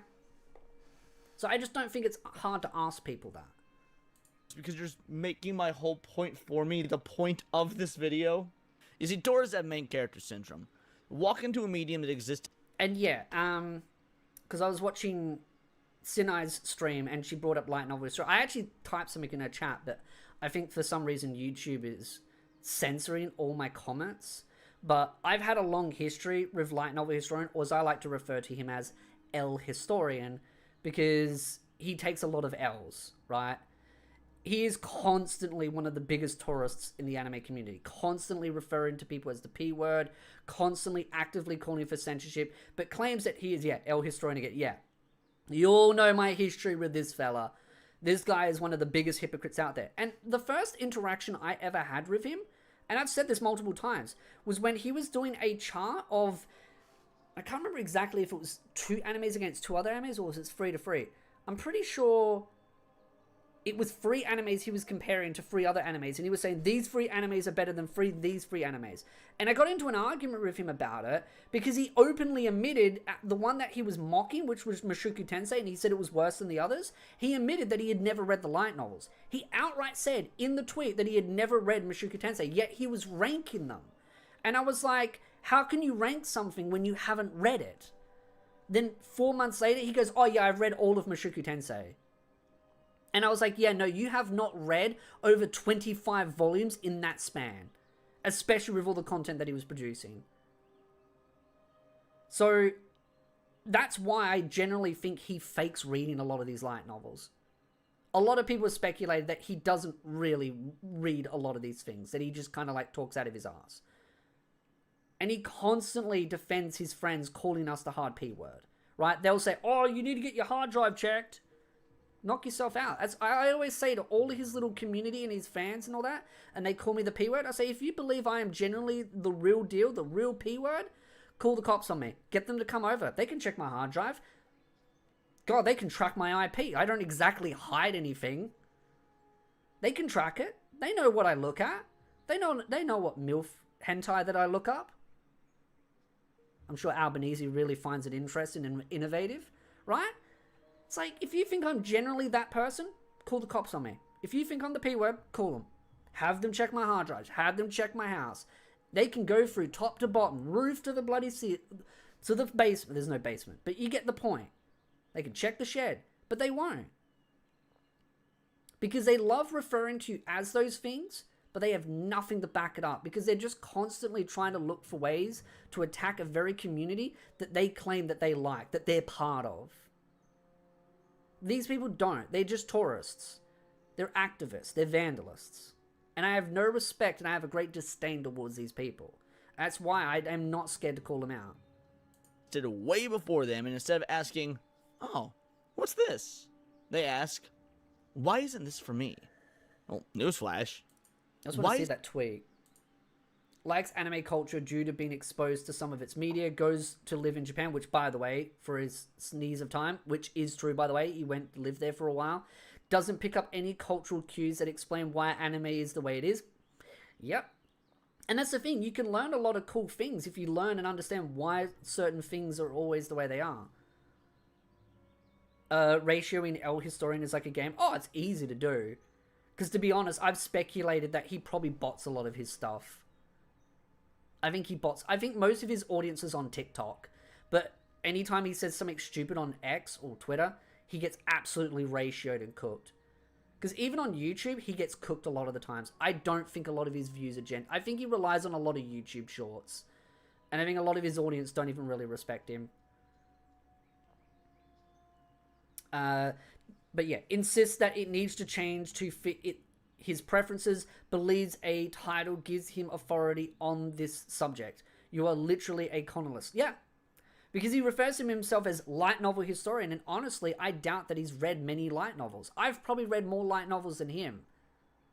I believe I've probably read substantially more light novels than him, and I don't refer to myself as light novel historian or as a light novel channel. I mean, you only need to go through my other channel, and I mean, here's the thing, if you don't believe me, right, you think, oh yeah, Spiritu, you're lying. You're an absolute liar. I do not believe you. You have not read like all these light novels. Alright. These are just the ones that I have playlists for. These are just the ones I have playlists for. There's a lot that I don't have playlists for, and there's a lot that I used to upload that I don't have uploaded anymore because of this channel. But there you go. 26 volumes of Mushoku Tensei, 17 volumes of High School DxD, 16 volumes of Slime. I actually have volume 16 recorded. I've had it recorded for over 3 years. I've never uploaded it. I've still got to get it uploaded at some point. Moonlit Fantasy, Dharmachi, 23 volumes, 13 volumes, 6 volumes, 18 volumes, 12 volumes, 5 volumes. That's just the stuff that's visibly available to look at.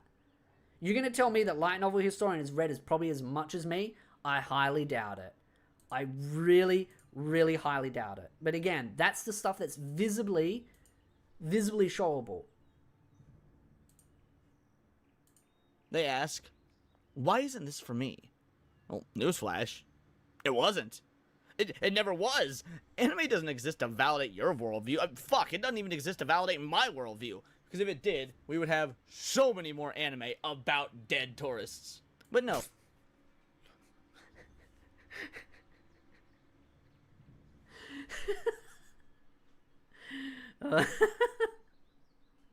It got dark quick. Oh, it doesn't exist to reflect your politics. It doesn't exist to meet your moral If I got what I wanted, we'd have a second season of Cat Planet Cuties. standards. And the fact that you think it should, that is the real problem. This is how the industry has gotten so corrupted in the last several years. You think this is just No Spice and Wolf. I've debated on doing Spice and Wolf. I also debated on doing the Apothecary Diary. I started reading the Apothecary Diary, but there's so much to read. And I've also got like the old Slime light novels up. I've got the Shield Hero ones up. I've done Class from the Elite. I've done Goblin Slayer. I've done a lot of other light novels that I haven't uploaded or I've removed just because they don't do super well. And that's the thing. I get a lot of requests where people are like, hey, you should read this light novel. You should read that light novel. The light novels that I do right now do better than the ones that I used to do. Light novels just don't do very well in general. So it's one of the reasons why I try to not do too many light novel review channels and analysis channels do not do well on YouTube. I'm sorry. Like, if you generally want that kind of content, you need to really, really support that kind of content. Because I knew about a light novel channel that exclusively did light novel content. He literally quit. He just quit. He basically rage quit. He gave the channel to his wife and just gave up.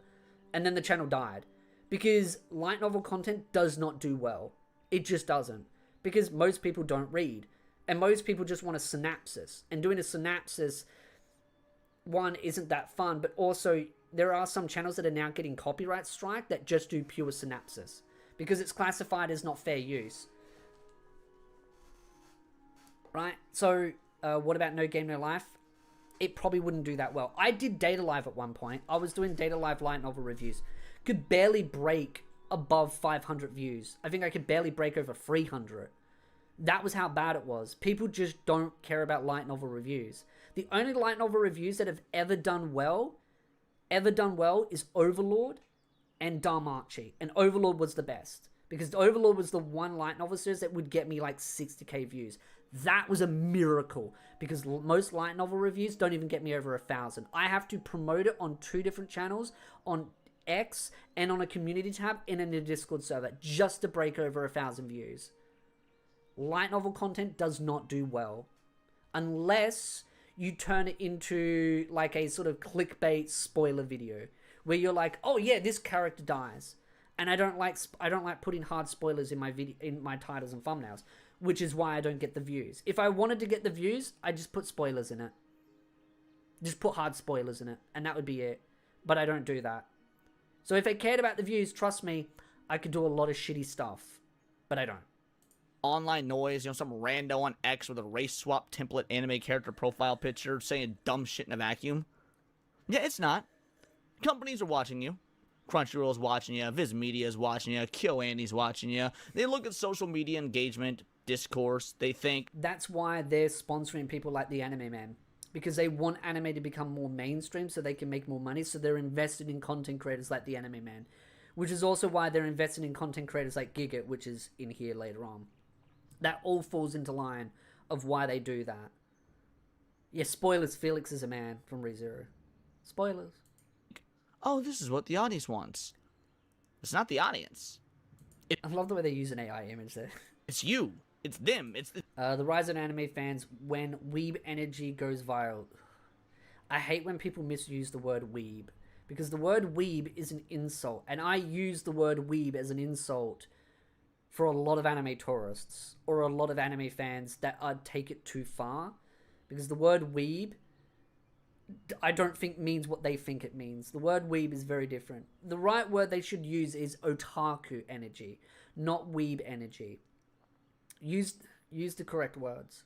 It's the tourists, the very same invasive species that are ran here after ruining superhero movies, only to enact the exact same playbook strats from page 1.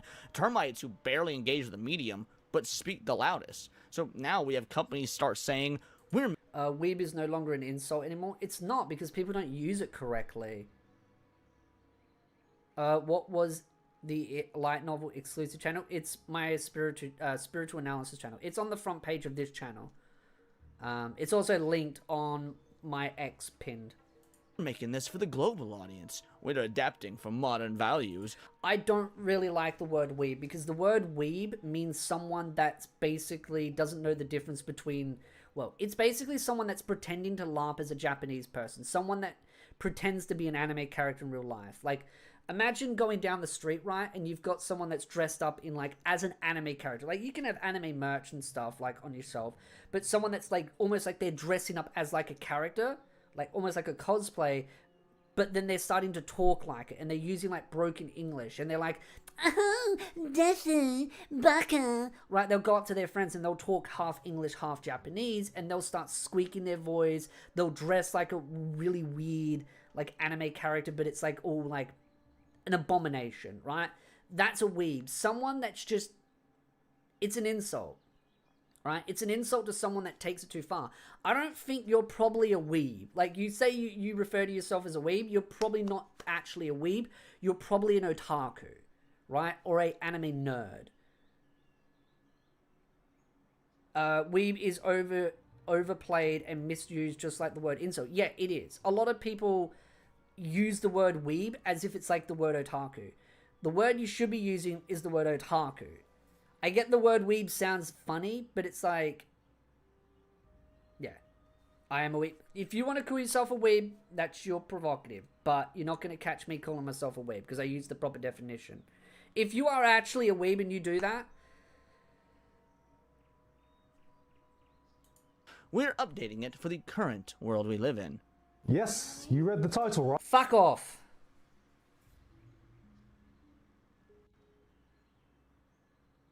Fuck off. I don't even drink and I wish that was alcohol. I hate this part. Right. I'm entering a manga contest. Kadokawa approached me and asked Kadokawa, my sponsors, approached me so that I could promote my sloppy piece of shit that I'm going to digest on my audience that is going to gobble, gobble, gobble it up. And I'm going to win it because naturally my audience is bigger than everyone else's. Sorry, Giga. Don't buy it. I still find it funny is when he released his anime, so many people praised it. And honestly, I was like, okay, it's not as bad as Misty Chronexia's anime, which was absolutely dog shit. But I felt sorry for Misty because he got scammed. Giga's anime was nice, but the problem was that it felt so rushed. I don't even know what happened in the story. It just felt so rushed. I was like, dude, I could have used like more.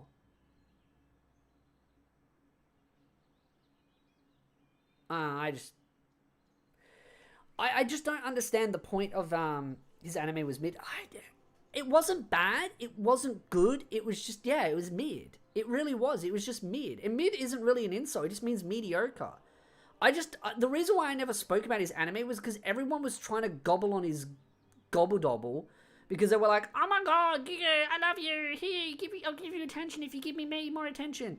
I was just like, I'm not interested in faking a response. I'm sorry. I wasn't going to sit there and pretend to like something that I thought was pretty mid. Right? I just thought, like, it's not bad.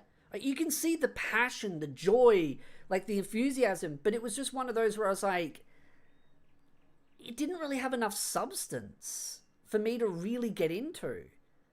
It was like, it tried to do too much with very little room to work with, where it had like two characters like isekai in themselves.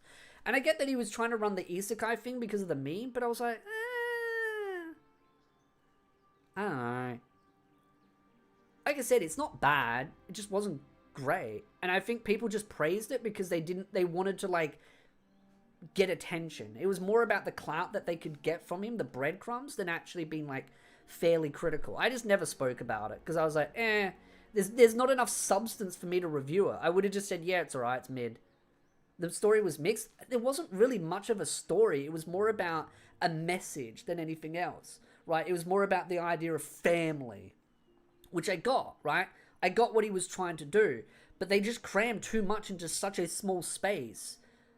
And I just wished it kind of had a little bit more substance to work with. But I also feel like if it tried to add too much substance, the story would have just felt drawn out. It's, like I said, it worked for what it was trying to do, but it just felt very mediocre. I'm not trying to insult him on the anime, because it's, like I said, it's okay-ish, it's mid. But I just generally don't like Giget's approach to anime, because I feel like at this point, he's just no one else can even have a voice in the anime community because all these companies just go to him, Connor, Joey, Mother's Basement, and so every other smaller content creator is not allowed to have a voice in the community anymore. And you'd say, okay, but they are the voice of the community, but they're not. They're not the voice of the community. They're a corporate shill, a soulless husk of the interests of the corporation. Giga doesn't represent the interests of the anime community. He represents the interests of the corporation. That's the problem that I don't like about Giga. Is that's all he represents, is the corporate interests. It's the same as with the Anime Man. They're not interested in the interests of the anime community. They're interested in the interests of the corporations. So it's really hard to be really that enthusiastic about him and sit there and cheer, go, oh yay, Giga, oh yay, he's so amazing. I just don't give a shit. You're a corporate soulless shill. So is Joey. So is Connor. So I don't know. I'm getting a lot of DMs right now, right at this very second. If you can hear the that's Chibi Reviews. He's DMing me. I could see in my little bar. I was like, ah. So I was reading that at the same time. Asked if I wanted to help promote more content creators like myself making original content via the new World Manga Contest. And I knew about this before Giga announced it, because they're trying to look for a wider global audience. Yeah, it was Discord. He was messaging me. That's why I said it, because I had a feeling everyone was going to be like checking their Discord, but it was TV. I just saw it. He was just like doom doom doom doom. He was messaging me multiple things. But I remember reading about this, and the reason why they're doing it is because they're not selling enough light novels in Japan, because apparently, and I watched a video going over it, and I feel like the video was really, really, really, is Giga the lesser evil? I'd say yes, but I still don't like Giga. He's just a corporate shield. But the reason why light novel sales are declining in Japan is because they keep producing isekai slop. That's all they're doing. They're just producing isekai slop. And I remember now, Joey made the video on it. And it was an actual good video by Joey, right? The anime man. Because he pointed out the very issue that's going on and why they're doing this contest is because people don't want to buy light novels in Japan because they keep just producing the same isekai slop. To the point where people are now actually getting fatigued of isekai because it's been done to death. And so what people need to do is start creating interesting, different, unique stories. But they're not promoting those, which are available, by the way. There are unique stories out there, but Kadokawa keeps going to isekai slop because they think that's the goose. They keep trying to milk a cow that's already juiced out. So they keep trying to juice more out of something that's already dried up that people don't want any more of. So they've gone, oh, well, clearly we're not getting enough sales anymore, so we'll just go to the West and we'll get unique perspectives. It's like, how about you just stop getting more isekai and do other stuff? So now they're going to all these big soulless content creators that are just going to promote their slop. So it frustrates me because I don't think we're going to get anything unique. We're just going to get Western slop. And I feel like it's going to have some annoying messaging hidden in it. Because I can guarantee you, if Giga's part of this, Mother's Basement is probably going to try and wiggle his little grimy hands into it as well. This year they also... I mean, maybe I could make that story that I talked about on my last stream, that game that I wanted to do, maybe make it into a story and sell it on air. opened up a manga with dialogue. But the problem is it would never get the votes because someone like Giga will just get all the votes because they're bigger. Category where you can submit stories in Japanese, English, Spanish, French, and Chinese. And that was the one that caught our eyes. And just like that, the thing that made anime starts getting stripped out piece by piece. This isn't even an assumption, by the way. Like, Capcom themselves, one of the biggest names in the Japanese gaming space, openly say as much on their X account, and they're proud of it. I get that this is gaming and not anime, but let's be real. And just reading from chat, yeah, isekais has become too watered down. Like, for example, a lot of authors will make those power fantasy abandoned parties, but a lot of them will just shove the isekai into it because of the same. There's like so many animes that are like 5 minutes of the episode is an isekai and the rest of it's not an isekai. There was one anime called I'm Like the Seventh Son something or other, and if you took out the isekai component of the story, it literally would not have changed a single part of the story. There are so many animes that are classified as an isekai, but if you remove the isekai out of it, it would still be 100% the same show. Because they just shove the isekai part in the first 5 minutes just so they can say it's an isekai. Just so they can say that. And it's so annoying because it feels like they're just using it as a tag to get attention. And that's when they end up becoming lazy and they make sloppy stories. So I would like to see some more interesting, unique stories that don't have to be isekai slop. Thing is, power fantasies are generally all like fantasy world stuff is generally the current thing that's trending now, right? You got your free runs, your abandoned hero party kind of stuff.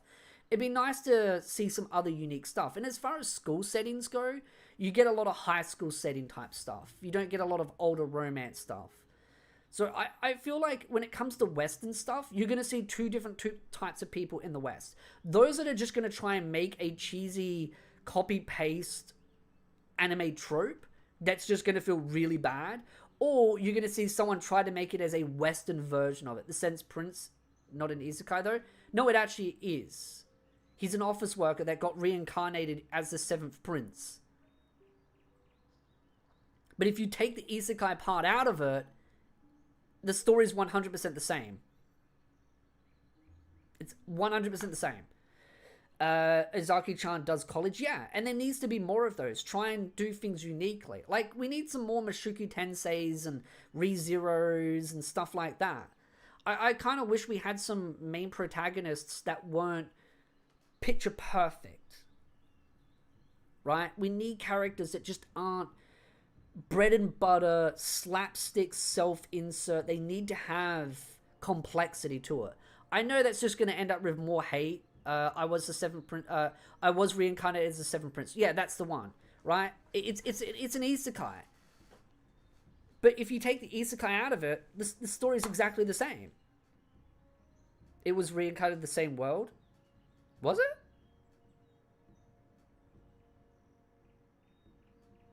Was it?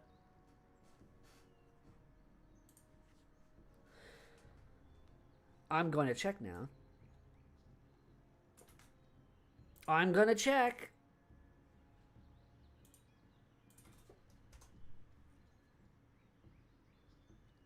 No, not that one. I know which ones you're referring to now. I know which ones you're referring to. It's not that one. It's a different one. It's a different one. Let me find it. Let me find it. Let me find it. I know which one you're referring to there. It might not be the 7th, it might be the 8th. Right, let me try something.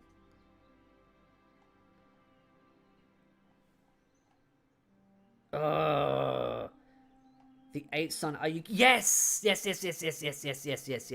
Let me check it. I might have got the number wrong. That's it. Sorry, I had to find the display.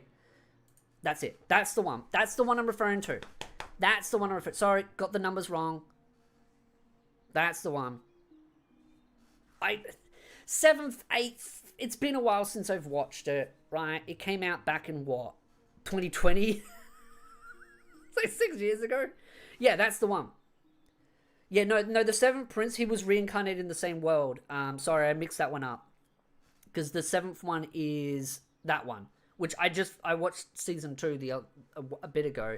I love that series, by the way. Love it. But yeah, he's reincarnated in the same world, and he ends up learning magic. That's not an isekai, but that is a reincarnation. That's an isekai. And if you remove the isekai out of that, it would be identically the same story. Identically the same. 8th son is pointless isekai. He is just reborn and has no personality, memories, etc. from the... Yeah, exactly. Exactly, 4's hammer. Exactly 4. I'm calling it 4. You take the isekai out of this, it doesn't change the story at all. Doesn't change the story. It's identically the same. You just take the first 5 minutes out of the story. Nothing changes. That one, on the other hand, that's not an isekai, but that's still really... I like that one. Fun fact, by the way, the main protagonist was meant to be a chick, not a dude. If you want to know why the hips are so wide, it's because in the light novel, it was originally meant to be a female protagonist, but the people that proofread it said that it wouldn't sell well if the character was a female, so they made it a male. And then in the anime, they made the hips wide to kind of be like, oh, look, it's actually secretly, like, they were kind of like sticking a middle finger. So, fun fact, if you didn't know that about that series. But, yeah. That there, the 8th son, are you kidding me? That is an isekai. You take the isekai out, doesn't change a thing. And that's what happens with a lot of isekai stories like that. They are classified as isekais just so they can get put on the board with the tag so they can get more promotion. And that's why a lot of people are getting annoyed at these stories and don't want to read them, because they're just slop. They're just copy-paste of each other. And the main protagonist has no fucking personality. A femboy? Yeah, it's kind of like a femboy, but like I said, the original character was meant to be female in the light novel. The artist also wanted to add some ecchi elements as well, I think. Yeah, probably. I mean, I kind of wish the character was a little bit older, to be honest, because I like the maid, and I'm just going to be honest, kind of have a thing for the maid. Just saying. If I was him and I was older, we'd be doing more than sword practice if you were asking me. We'd be doing more than sword practice. Just saying. Just saying. I'm a man with needs. And I ain't getting any of those needs. So I have fantasies. The result is the same. I remember being What are your thoughts of level 2 cheat powers? I think I liked that series. It was alright. in middle school back in the day. And You are a lolly. I am not a lolly. I don't want it to be a lolly. I want to be an older man banging the maid. anime to go live stream. Not isolated, the outcast, wearing all black at the lunch table, dreaming up Rock Lee vs. Gara AMVs set to Linkin Park, or living on forum sites because our IRL friends couldn't be fucked with understanding these weird Japanese cartoons. And we thought... Remember the days when fan subs actually had explaining different definitions of words? Peak times. Level 2 Chi is awesome. Riv Queen Cinder... Alright. Let me remember. I can never remember her name, but if I see the icon, I'll remember it. Let me look it up, and I'll remember. Yeah, that's the one with the chick with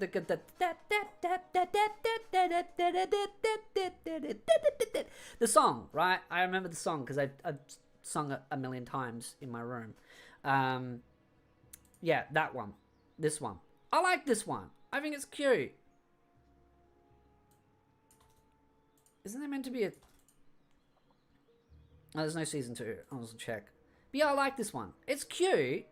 I know how the ending works. I know who marries who and who hooks up with who. I know the tune in my head. I know it. I'm not singing it because none of yous pay me enough to sing that song in public. I'm not humiliating myself that much. But yeah, that's a good series. I like it. It's cute. I like it. Oh, if more people watch it, that's a good thing. Yeah, we were wrong. Espiritu gets isekai'd and the maid is... Hey, if I got isekai'd and I had a maid like that... I mean, god damn it, were we wrong. Because things... I'll go back living a on little bit. forum sites because our IRL friends couldn't be fucked with understanding these weird Japanese cartoons. And we thought, oh, if more people watch it, that's a good thing. Yeah, we were wrong. I mean, god damn it, were we wrong. Yeah, I was on the wrong screen. I would say the same. I think here's the thing. A lot of certain content creators want the anime community to grow. Why? Because it's more profitable. It means that they can grow their audience. You look at some of the larger content creators that I've spoken about already in this stream. They want anime to grow. Why? Because if anime grows, they gain a bigger audience. The bigger the audience, the more money they make. The more bigger the sponsorships, etc., etc. I just don't care. I'd be happy if the anime community shrunk by 75% and it all disappeared and I just had my niche audience and we had our audience, but we had preserved anime, right? I want anime to be hated again. If it comes at the cost that I don't have anyone fun to talk to online, so be it, right? But it's just, I just am so sick to death of the wrong people getting into anime and trying to destroy it. And a lot of writers and light novels, authors and studios are going to sell themselves out for a quick buck. But I do think there is going to be that preserved, there is going to be that niche group of people that are going to keep making that unique art. And I think that's the important thing, right? And yeah, I have you guys, of course. And I have other content creators that I'll be collaborating with that share the same passion and interest, right? But it's just a frustration, right? I'd be happy sacrificing all of that, losing all those views just so we can preserve what anime is all about, right? Because everything's just been eroded away and we've got the wrong people. And that's why in the last stream, at the end of this stream, I said, and I said it at the start of this one, content creators that share the same like mindset need to work together. We have to, right? We have to work together. Because if we don't work together and we don't build each other up and call this shit out, people like Mother's Basement and all that are just going to tower over us. Because trust me, when Mother's Basement made his political video, he was coordinating with 2 other content creators. And I know that because people were showing me the timelines of all the videos that were dropping that were all politicized in the exact same category. How they were saying anime is political. They dropped them within days of each other. We need to work together and coordinate and build our platforms together so that we can build a strong audience to call this shit out. Because as he mentions in the previous part, these social media companies pay attention, right? They pay attention to the audience, what they want, what they don't want. And if enough people say, no, we want this, we don't want that, they will listen because money talks. Inevitably, money talks. There's a reason why we didn't get a second season of that shitty piece of garbage that Crunchyroll was trying to produce. Because money talks. And that's why it's important that we work together to call this shit out. And it's not easy, right? Because in the AniTube space, right, and I would probably say this to Words of Paradise and Sinai, when I speak to them, if this conversation ever comes up, working with the AniTube space is extremely difficult because the AniTube space is very, very snobbish. It is very cliquey, it is very snobbish, and a lot of them do not want to play ball with each other. A lot of them do not like each other. They really don't. Most of them will reluctantly work together if there's something to gain out of it, right? Some of them will work together. You mean the King of High School? No, it's another one. It's that annoying, stupid girls magical rubbish. I forget what it's. High Guardian Spice, that's what it is. That piece of garbage. But yeah, that thing. But the AniTube space is very cliquey. And when they do work together, I hardly ever remember it. It's High Guardian Spice. That's the one. But a lot of AniTubers won't work together unless there is something better, unless you're very far on the left and you're politicizing and weaponizing. So if you're someone like Words of Paradise and Sinai and all those, and they want to work with other like actual anime content creators, it's very, very, very cliquey. You will struggle to find people that will be willing to kind of work with you. And I've worked with a couple of AniTubers that are very passionate, but it's like, it's not as easy to get into that space because the anime space is very, very, very heavily dominated by the left. Very heavily dominated. And I think part of that's due to the fact that Reddit has done a lot of work in making sure those content creators stay on top. That is why it is more important than ever before that most of us work together and work together regularly and sort of almost build like a power block, right? A coalition, a group, a league, right? An event, the Weeb Avengers, or I'd like the Otaku Avengers, right? Because getting into the anime space as a content creator is very difficult because Reddit is very left. Very left. They're active on censorship. They're active on pushing vandalism. And so if you want to be promoted, you need to work your ass off. You need to grind your ass off, but you need to work with other content creators that will work with you. Because a lot of content creators that just pivot left instantly get promoted on Reddit. They just get the straight default left, right? Because of it. So they get promoted on TikTok, they get promoted on Facebook, they get the Discord, and a lot of Discord servers are run by Reddit mods. Most of the anime subreddits, or most of the anime subreddits, most of the anime subreddits have Discord servers. And so most of the Discord servers that are anime driven, they're all run by Reddit mods. High School DxD, Dharmachi, those are just 2. Eminence in the Shadow, Overlord, they're all run by Reddit mods. So good luck trying to get yourself promoted on those Discord servers when they're overrun by Reddit mods. Good luck. You'll never get anywhere. You're already in a losing battle. That is why it's important that they work together. Because you're already at a disadvantage. Trust me, if I wanted the easy route, I'd just pivot left.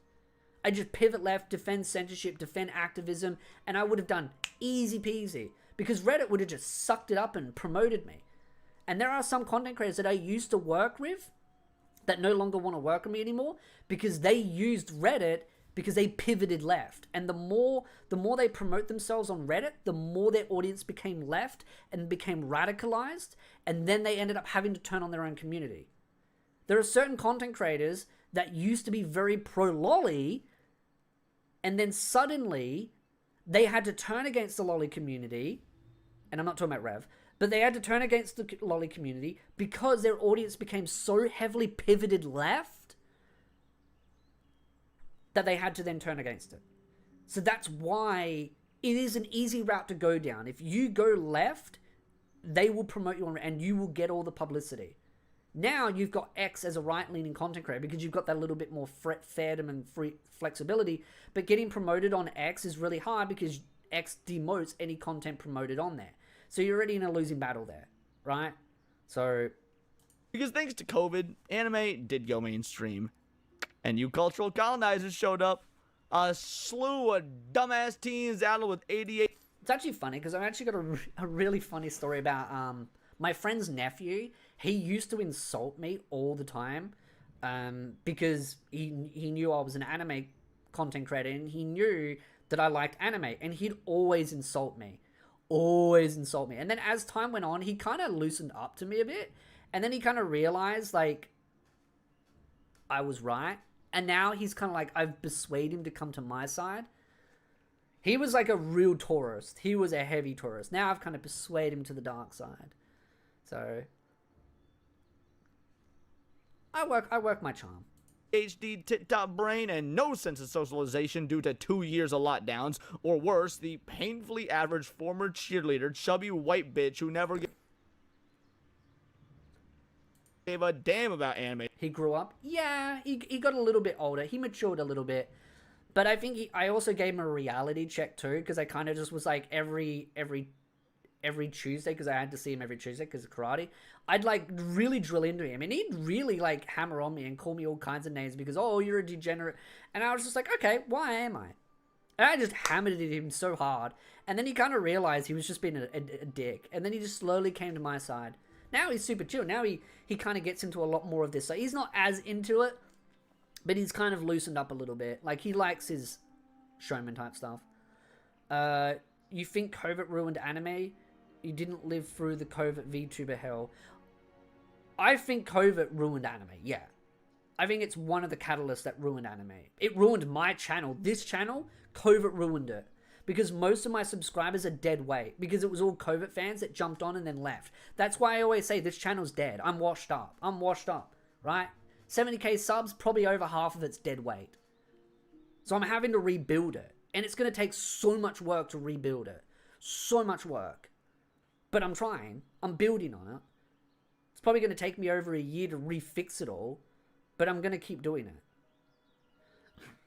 But I do think they did. As far as the VTubing community goes, that's a whole different kettle of fish, right? I could go down into my rabbit hole of women, hate women, women are evil. But that's a whole different issue as well. But it has a lot of similarities, right? Joking aside, right? Until it was trending. Now suddenly acting like they own it because they started watching Demon Slayer after they just couldn't bring themselves to watch The Office a 39th time. Yeah, I think back to being in middle school when Dragon Ball GT was airing and we were too stupid to realize how bad it actually was.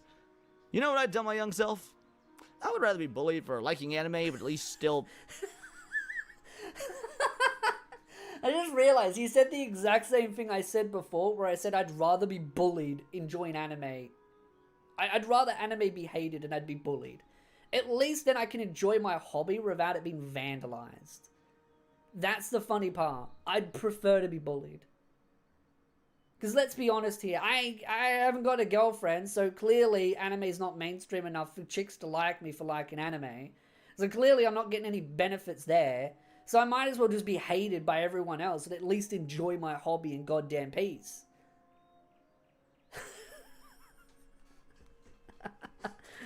Have anime, then watch it become something completely unrecognizable just so it can appeal to people who are never supposed to be here. Yeah, that anime got into so much drama because of the sustainable developments.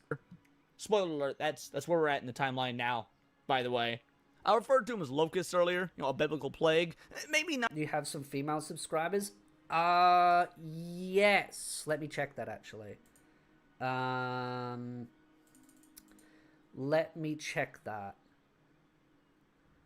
I should be able to find the numbers. Alright, audience. I think it might be under audience. Alright, how many women? Alright, let's just look. All sources. Alright, so apparently my videos is 14.8% are women. Live, not so much. But if I'm to count all, 12.6% of my viewers. Oh yeah, I know which ones are females here. But 12.6% of my viewers are females. 0.1% are apparently user specific. I don't know what the hell yous are. You 0.1%, but apparently you are identified objects. And most of you are above the age of 25 to 34 in the 42.8%. The next category, which is at 24.1%, is 18 to 24. And then after that is 35 to 44, which is 15.7. Okay. Any women between the ages of 25 to 40, hit me up.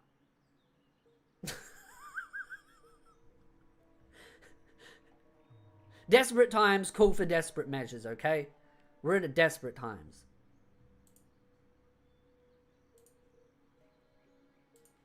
Not as bad as the death of the firstborn son, but given the opportunity, I'm sure their ilk would go that far too. You saw what they did to Charlie Kirk? Yeah, no. They're locusts because they follow the same pattern. They don't stay in one spot. They move around through comics and gaming and movies. And now they've settled on anime. Same behavior, same talking points. Worst of all, the same fucking outcomes, stripping away the identity. Tony Tanner, I'm 24, but your gender might be a problem, Tony. Whether for moral, ideological, or at worst political purposes, sometimes all three. Then they I know that account too. Normalize the sanitation, and once it's unrecognizable, they get bored and move on. Oh, I'm not e-begging for money. I'm e-begging for a wife. Okay? There's a difference. There's a difference. Just like locusts, leaving out nothing but a hollowed version of what it used to be. And for those of you anime fans who truly do love the medium and keep up to date with every seasonal show, buy the statues and post. I remember Sinai was going Really through this do image. love the medium and keep up to date with every seasonal show, buy the stat. Oh, Jesus Christ, it goes so quick. Seasonal show, buy the.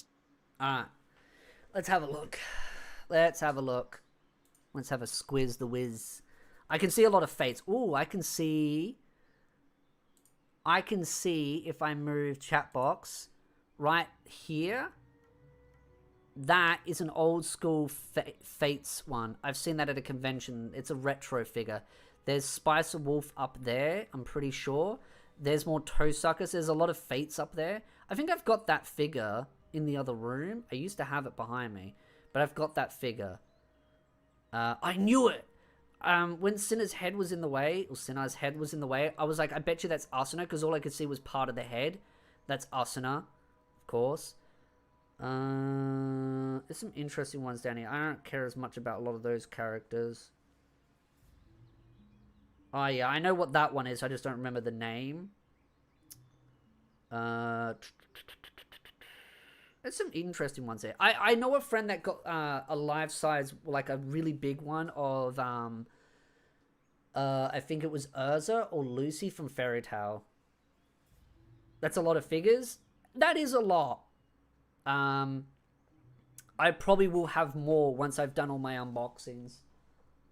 I think. I'm not sure.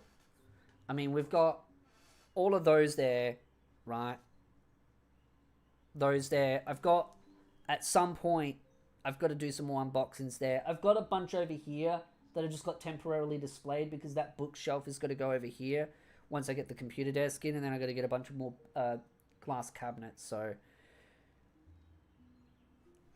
I need more glass cabinets like what this person has, because that's a nice glass cabinet setup. because it's all very solid.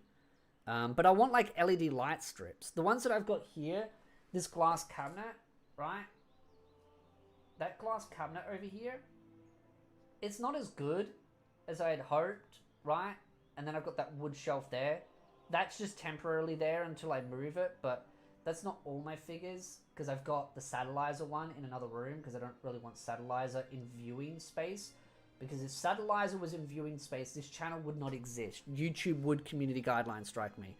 But that's all the figures, most of the figures unboxed, that I've got unboxed. But then I've got to unbox all the rest, and then I got a bunch on order, so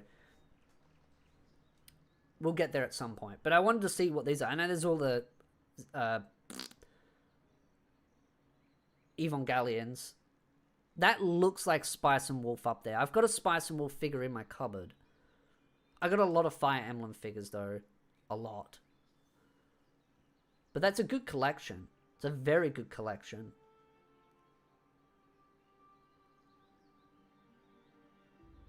Very good collection. Looks like they've got more space for more room. But I'm excited once I start unboxing mine and I can start setting mine up. But the problem is I just don't have enough room to unbox them. Or not necessarily unbox them, but place them in places. So, yeah. I'll have to use the lounge room at some point. Statues and posters. Remember what it was like to watch episodes of subtitled shows on shady websites that were fan translated, but yet for some reason you still kept the idea that tourists... Anime tourism isn't a problem. Elitism is. No. Anime tourism is a problem. To be honest, a lot of anime tourists are elitists in how they behave as well. Because a lot of them try to force their value system as it's the superior way on you. This whole idea of, oh no, you have to watch it this way or else it's not the proper version. And it's like, no, we just want the proper authentic version that is done by Japan. Not this bastardized version of political correctness that they're just trying to shove down as like everything's political. So I find a lot of the politicized ones that are the elitist douchebags. Aren't ruining anime or that there's bigger problems. It's more nuanced. Come the fuck on. Let's stop pretending this is complicated. Tourists are the problem. Companies are enablers, sure. But without the tourists, well, there's nothing to enable. No pressure, no demands, no changes. They are the catalyst. There you go. There we go. I don't know, this is a new level of gatekept. Stop pretending like anime is perfect. Someone pointing out problematic elements within the medium doesn't make them a tourist. You are also weird. By the way, I love the way he words that. That is him being disingenuous. Because he actively refers to people as the P word for liking certain things. There's a Nezuko figure that is like her adult form. And his friend was saying that our hard drives need to be checked if we bought that. And that would get through Australian customs, and Australian customs can be quite picky. But he then defended it and basically said that we needed to have our hard drives checked if we liked those certain shows. The problem is that he constantly says, oh, I'm just criticizing it. But he actively says that these are problematic and says it shouldn't exist. Like someone pointing out problematic elements within the media doesn't make them a tourist. The problem is you can criticize a show and say, hey, I like this about it, I like that about it, but when you start using the word problematic, that implies that you want it removed from the story. That it shouldn't be allowed in a story. And that's the problem with El Historian, is that he always loves to push the idea that he's not against censorship, but then he uses the same wording and the same framing as if he wants things to be censored. Which is why people call him out for it and say, hey, you are defending censorship, so you are a tourist. Then he gets upset and goes, I'm not a tourist, I'm just being critical. No, you're referring to things as problematic because you want things removed, because you believe it's a problematic element that shouldn't be allowed in Mushoku Tensei.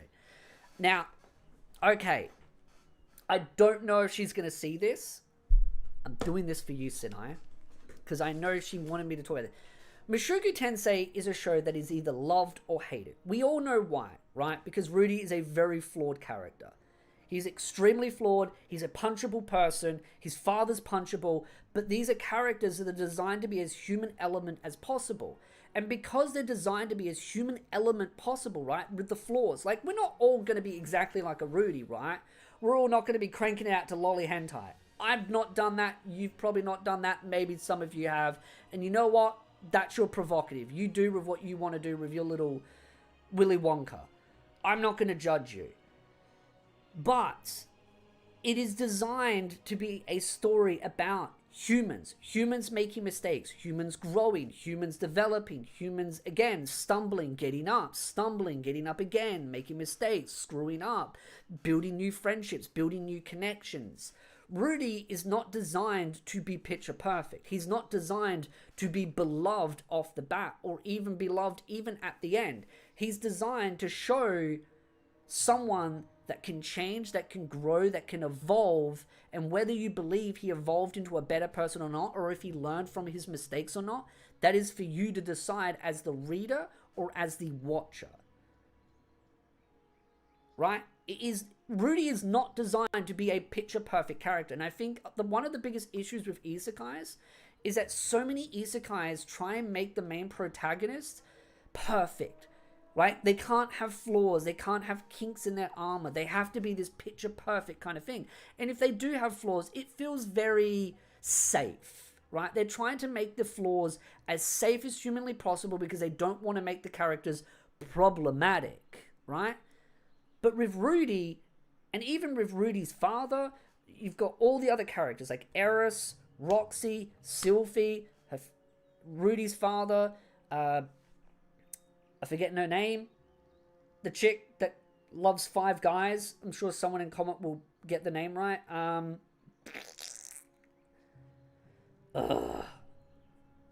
need a drink. Chat disconnected, successfully connected. Great, thanks YouTube. I'm so happy. Give YouTube a round of applause for disconnecting my chat and reconnecting it.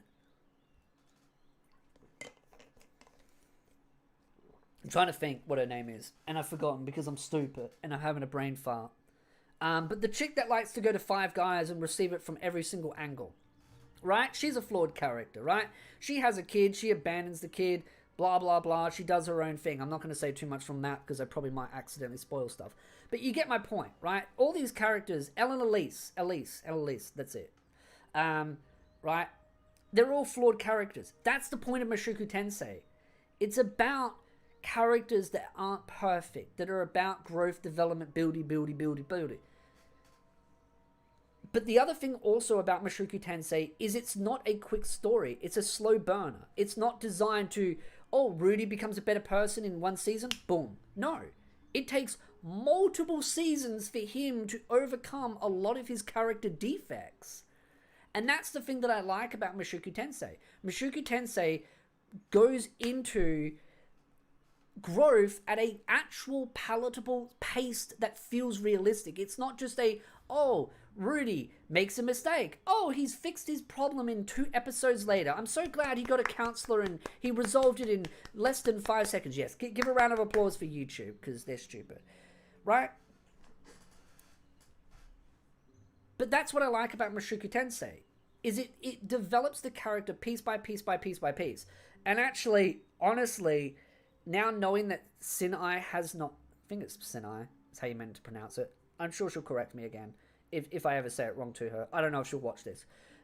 But if she does watch it, Season 2 really takes a lot of the flaws that Rudy goes through and puts him through a roller coaster. It destroys him, builds him up, destroys him again, builds him up, destroys him again. And how he grows from that and how he changes, I think is the best part about it. Right?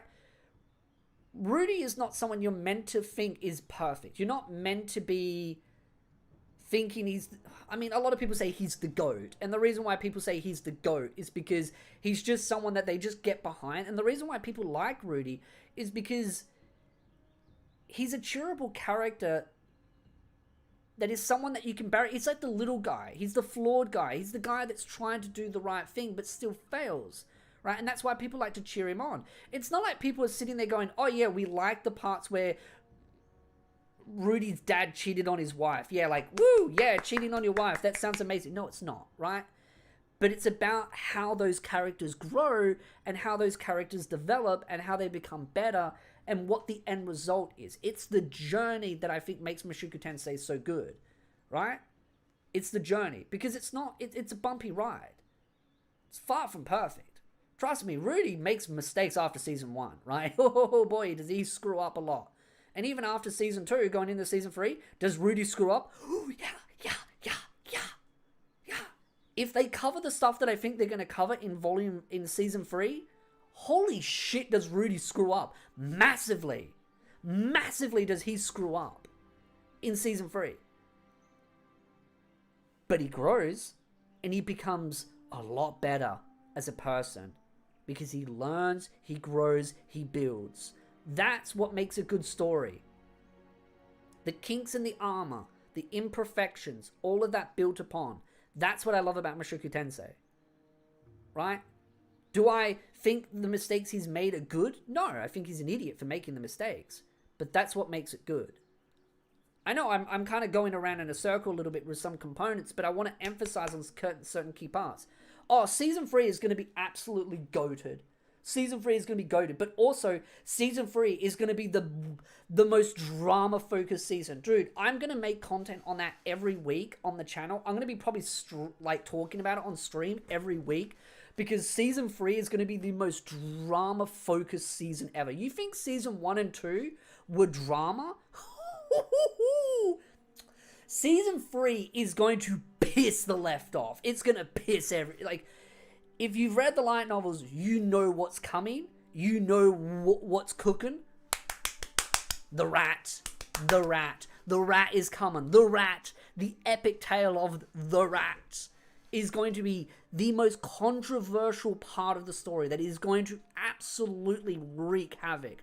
I hope Sinai does watch season 2 and watches season 3, because the drama that is going to come from season 3 is going to be something so magical, so well cooked, so oh my god, it's going to be so chaotic, so much of a cesspit that it's going to be peak. And I'm going to milk it. I'm going to milk that drama like there's no tomorrow. I'm going to bleed it dry, right? I'm going to suck that titty so fucking hard that it's going to be sucked dry by the end of the season. Because the drama that's going to come from season 3, truly magical. It is going to be cinema. Pure fucking cinema. Oh my god, if you knew what was coming in season 3. Pure cinema. Oh no, the rat. I highly doubt me and Psychotrus will ever do a collab again together, which is sad, but I just want to put that out there. I know, but that's probably never going to happen, sadly. But I will be covering a lot of content on Mushoku Tensei when season 3 airs. But don't expect anything with me and Psychotrus, sadly. And back to said Taurus. Let's be real. You didn't grow up on anime. You didn't engage with it. You didn't respect it. You didn't beg your parents for a subscription to monthly Shonen Jump because new episodes on Toonami once a week just simply wasn't enough for you. And yet you still feel entitled to change it. And because of that, anime has been irreparably altered. Likely forever. Not because fans wanted it, but because people who weren't fans were allowed to act like they were. I guess in closing, here's the final litmus test. If you ever called someone a pedophile on X simply because they said lolly is a Japanese art style for... And, by the way, this here, lolly isn't a body type, it's a sexual... No, lolly is a body type, right? Lolicon is a group of people that like lollies, right? Or are genuinely very enthusiastic about lollies. Lolicon does not have anything to do with sexualization in a sense of that's all it's about, right? Lolicon doesn't just mean sexualization of lollies, no.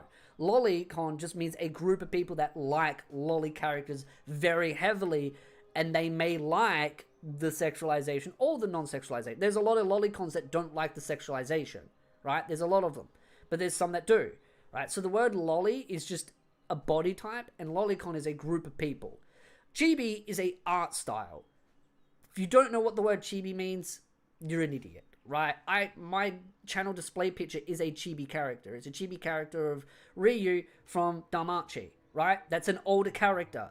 She's an older body type, right? She's not a lolly. So chibi is not anything to do with a body type, but an art style.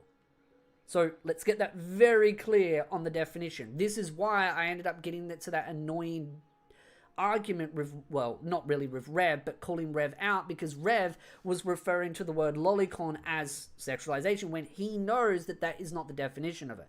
That's why I called him out all that time ago, because I was disappointed in that he knew what the definition of it was, but yet then suddenly now doesn't know what the definition is. He should know. He's been actively part of the community.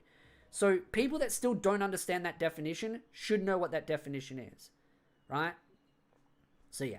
Petite or small characters, or if you've ever unironically said something like Dragon Ball doesn't pass the Bechdel test, congrats, you're a tourist.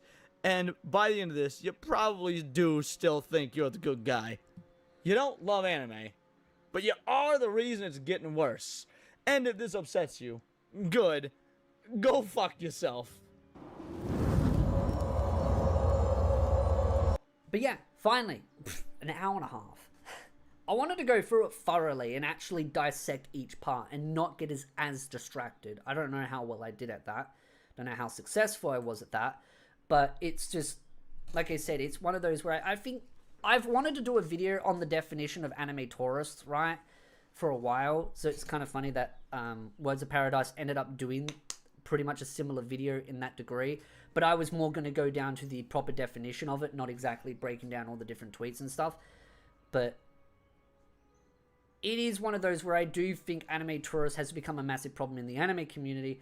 And I think the problem is probably not going to go away anytime soon, because until we start scaring away this whole idea of, like, you know, people that don't really care about anime don't have anything to trend off. Because that's the thing. The only reason why they're going to stick around is because it's a trend, right? As soon as the trend goes away, people will move on to something different. And that example that I gave with My Hero Academia, that's a perfect example of that. My Hero Academia, I remember when all those kids used to cosplay as those characters and do all that LARPing and weeby stuff and all that. And then as soon as My Hero Academia was no longer popular, they jumped ship. They moved on. They went very quickly somewhere else. Why? Because it was no longer the popular thing to jump on. So that is why. As far as the last part of the stream, because I'm a man of my word, I'm a man of promises and fulfilling those promises.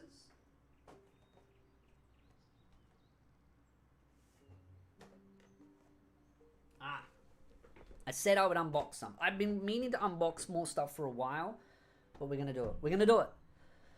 We're going to do it. I don't know how well this is going to go. I don't really like this light because it's too yellow. But we'll see. We will see. I'll just move it over here. There we go.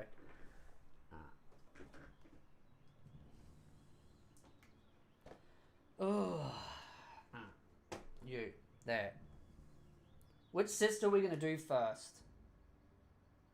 We're going to do white hair, black hair, or pink hair?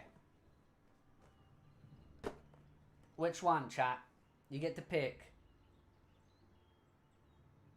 Which one? Pick the color. Say the color. That's all you have to say is the color. Nothing else. And we'll do that one first.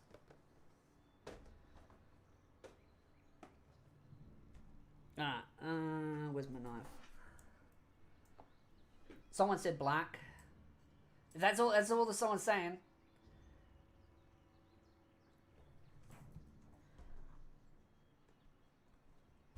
I got these last year at a convention. They were actually pretty affordable, and the reason why I got all of them is because I wanted each of the sisters. I'm seeing a lot of pink. Alright, we're doing pink first. Alright, we'll switch out. Alright, we'll do pink, and then we'll do white. Because I see a white there.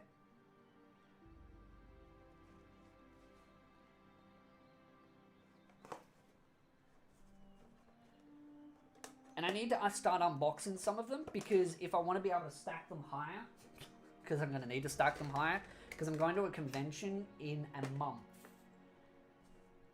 And that convention, I know what stalls are going to be there because I know some of the people that run the stalls. I know some of the people very well that run the stalls because I know them on first name basis and I have them added on personal social media accounts. So I have personal contacts. So if I ever want to get anything from them, I have that ability. So I have direct distributors that I can go to for figures that I really want that they might have available. So I know one of them is going to be at this convention coming up. And then there's also potentially going to be a retro one that's going to be there as well. And I like going to the retro ones because the retro ones have a lot of old classics. So I've got 2 Angel Beat figures in there. And I've got another one in there as well that's a really old classic. So I've been saving up money. That's why I've been shit posting on X a lot. So I can make money on it. So that I can use that money at a convention to spend it to buy more figures. Because, you know, we're going to make the biggest figure collection in history. But then I also need to build the back room out in the shed. So that I can actually store it, like have like a massive display. So it'll be good. Right? Look at the little, it's a little little base. I do like the fact that the bases are simple, right? They're simple, easy, they're not overly complicated. I'll get rid of the mess afterwards, after stream. And it's not like they're big figures, but the quality of these figures are really good. Okay. Very simple to put together. Oh, thank God. Last time we did the last unboxings, which was bloody Saber and the motorbike and the wedding dress ones, that was a pain in the ass. That took like an hour. Oh, she fits in quite well. There we go. Alright. Okay, Light. You're going to be a pain in the ass, aren't you?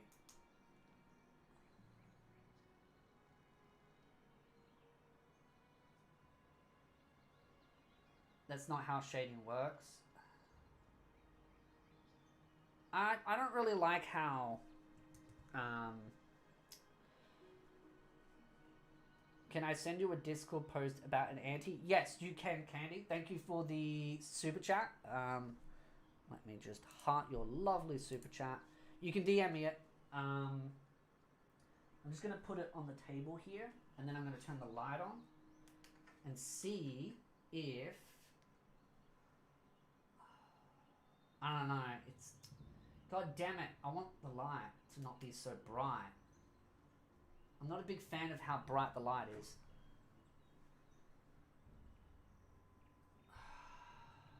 I mean, it's a small figure, right? I just don't want to... You know what? I'll just flip that upside down. Just in case I show the bill, then you won't get my address. The things I have on this table. I have salt, by the way, right here. Don't ask. This is horrible. I need better lighting. We'll see. I hate this. I generally hate this. The lighting, don't worry, no. We'll just go with the no lights, right? It's cute. It's simple. I'll do it like all 3 together afterwards. Just the lighting, it's so bright, and that's the thing. This is on like the lowest setting too.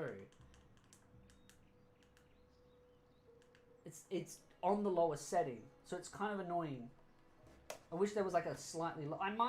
What I might do is I'll get the phone. Because that's what I did last time I did an unboxing. I got the phone.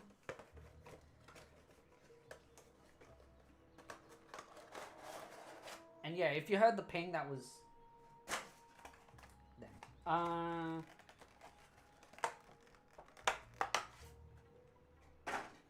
I like them, and actually the quality is really decent actually for the overall cost. And here's the thing, anime figures about 15 years ago, my god, the quality was terrible back then. Right, I still have figures from like 15 years ago. I generally hate them. They look so bad back then. A lot of them were so...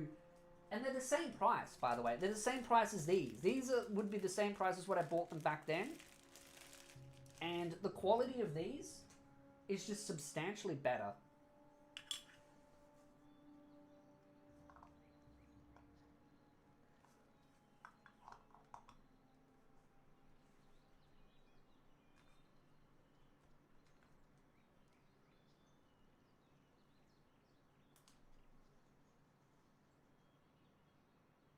I'll do a light afterwards.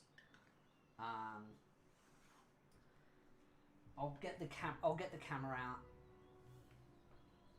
out. Which sis is my favorite? Oh, that's a hard pick, to be honest, because all the sisters are really kind of got their own charm to them from the anime and the manga. I've got to finish reading the manga. I know how the manga ends. I just need to finish the last of it, because I actually was reading the manga before the anime even came out. I was pretty heavy into the manga. When I made the second channel, I was actually doing manga chapter reviews on it for a short period, but I just ended up not bothering because, again, manga chapter reviews. I probably should make a third channel for manga content if I ever wanted to do stuff like that again, but again, I don't really want to start a third channel when I don't even keep up with my main and my second channel. So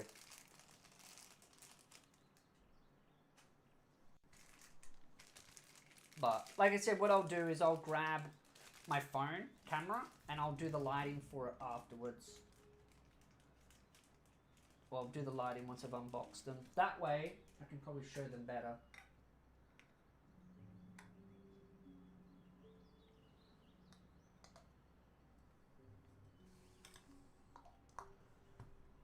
There we go.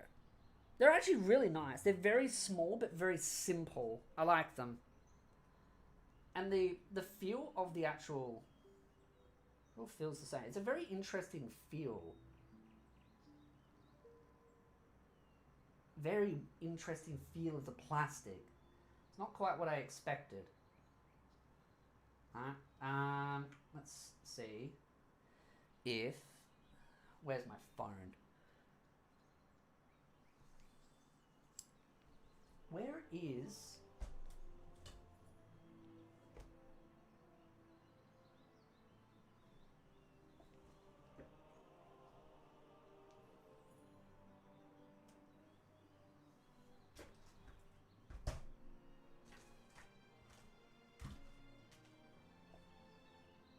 Where the hell did I put my phone? What the...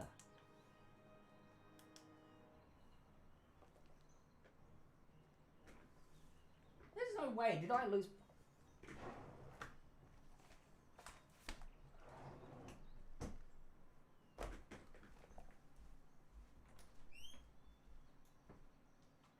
Oh my god.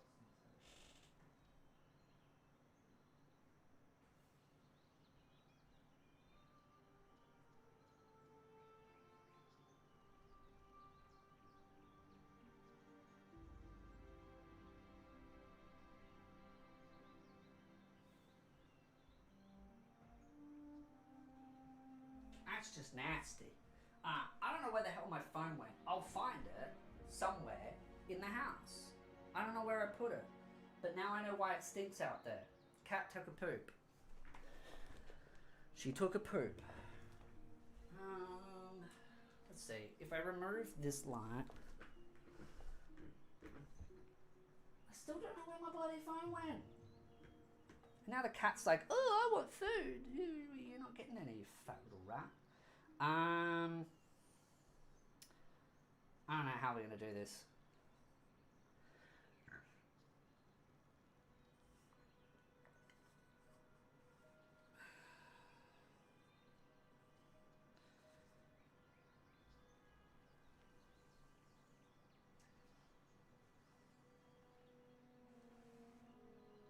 Well, it's a bit better.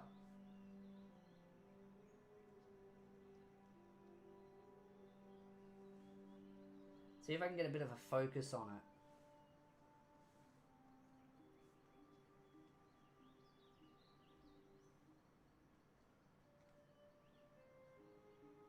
Not perfect because my hand's shaking a little bit.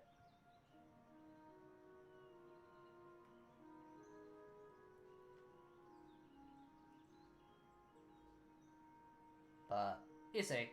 At some point, when I actually do, I'll take a photo of it maybe. I don't know. I could take a photo of it, but it doesn't really matter too much. But they are very nice looking, actually. The quality is very good.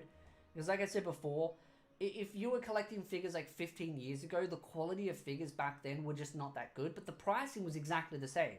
These cost what figures would have cost 15 years ago, and they would have looked trash. The same prices, absolute trash. Now, you can buy the same figures for the same price, and the quality is just substantially better. But of course, it's like, okay, well, what's the point of getting more expensive figures? Well, if you get the expensive figures, like what I've got like over there, right? I'll put these over here, and I'll show an example. Is the size and the quality is just substantially better, right? You get much better quality. I use... like this one here, this figure is worth more than my fucking car. This figure is worth more than my car. Right? And you see the difference in the quality, right? The size, the quality. You can see the different like see-through components, right? All the different types of tonage and all that, even when the camera's still doing terrible. Right? You see the difference in the quality. And that's like a $250 figure, right? There we go. I don't know why I'm being so bad. There we go. Actually getting the proper camera. I don't know if that'll work, but yeah. I mean, you see the difference, right? The quality, the detail.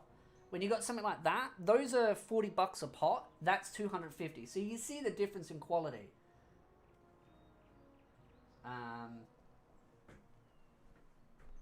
That's why when you pick figures, you generally got to pick based on what you're trying to achieve, or what you're trying to collect, or what your price range is. Because some figures, they'll cost a lot, but you'll get the quality for it, which I think is fine, right? If you've got the money for it, you can generally get the quality. I wonder if it would actually show it fine. I'm just seeing if the focus will actually kick in now. Also need to start reading Cafe Mateos. I've got 2 figures of her, but also, you see, it's glaring too much. The Camilla one doesn't glare as much because it's not as white. That's why. Because all the dresses are white. So, but yeah. Yes, I like big boobs. Sue me. So, I thought I'd unbox those 3 just for a bit of fun. Then I can put those somewhere. Because I'm getting more figures. What it is. Again, thank you for dropping by. And I will see you.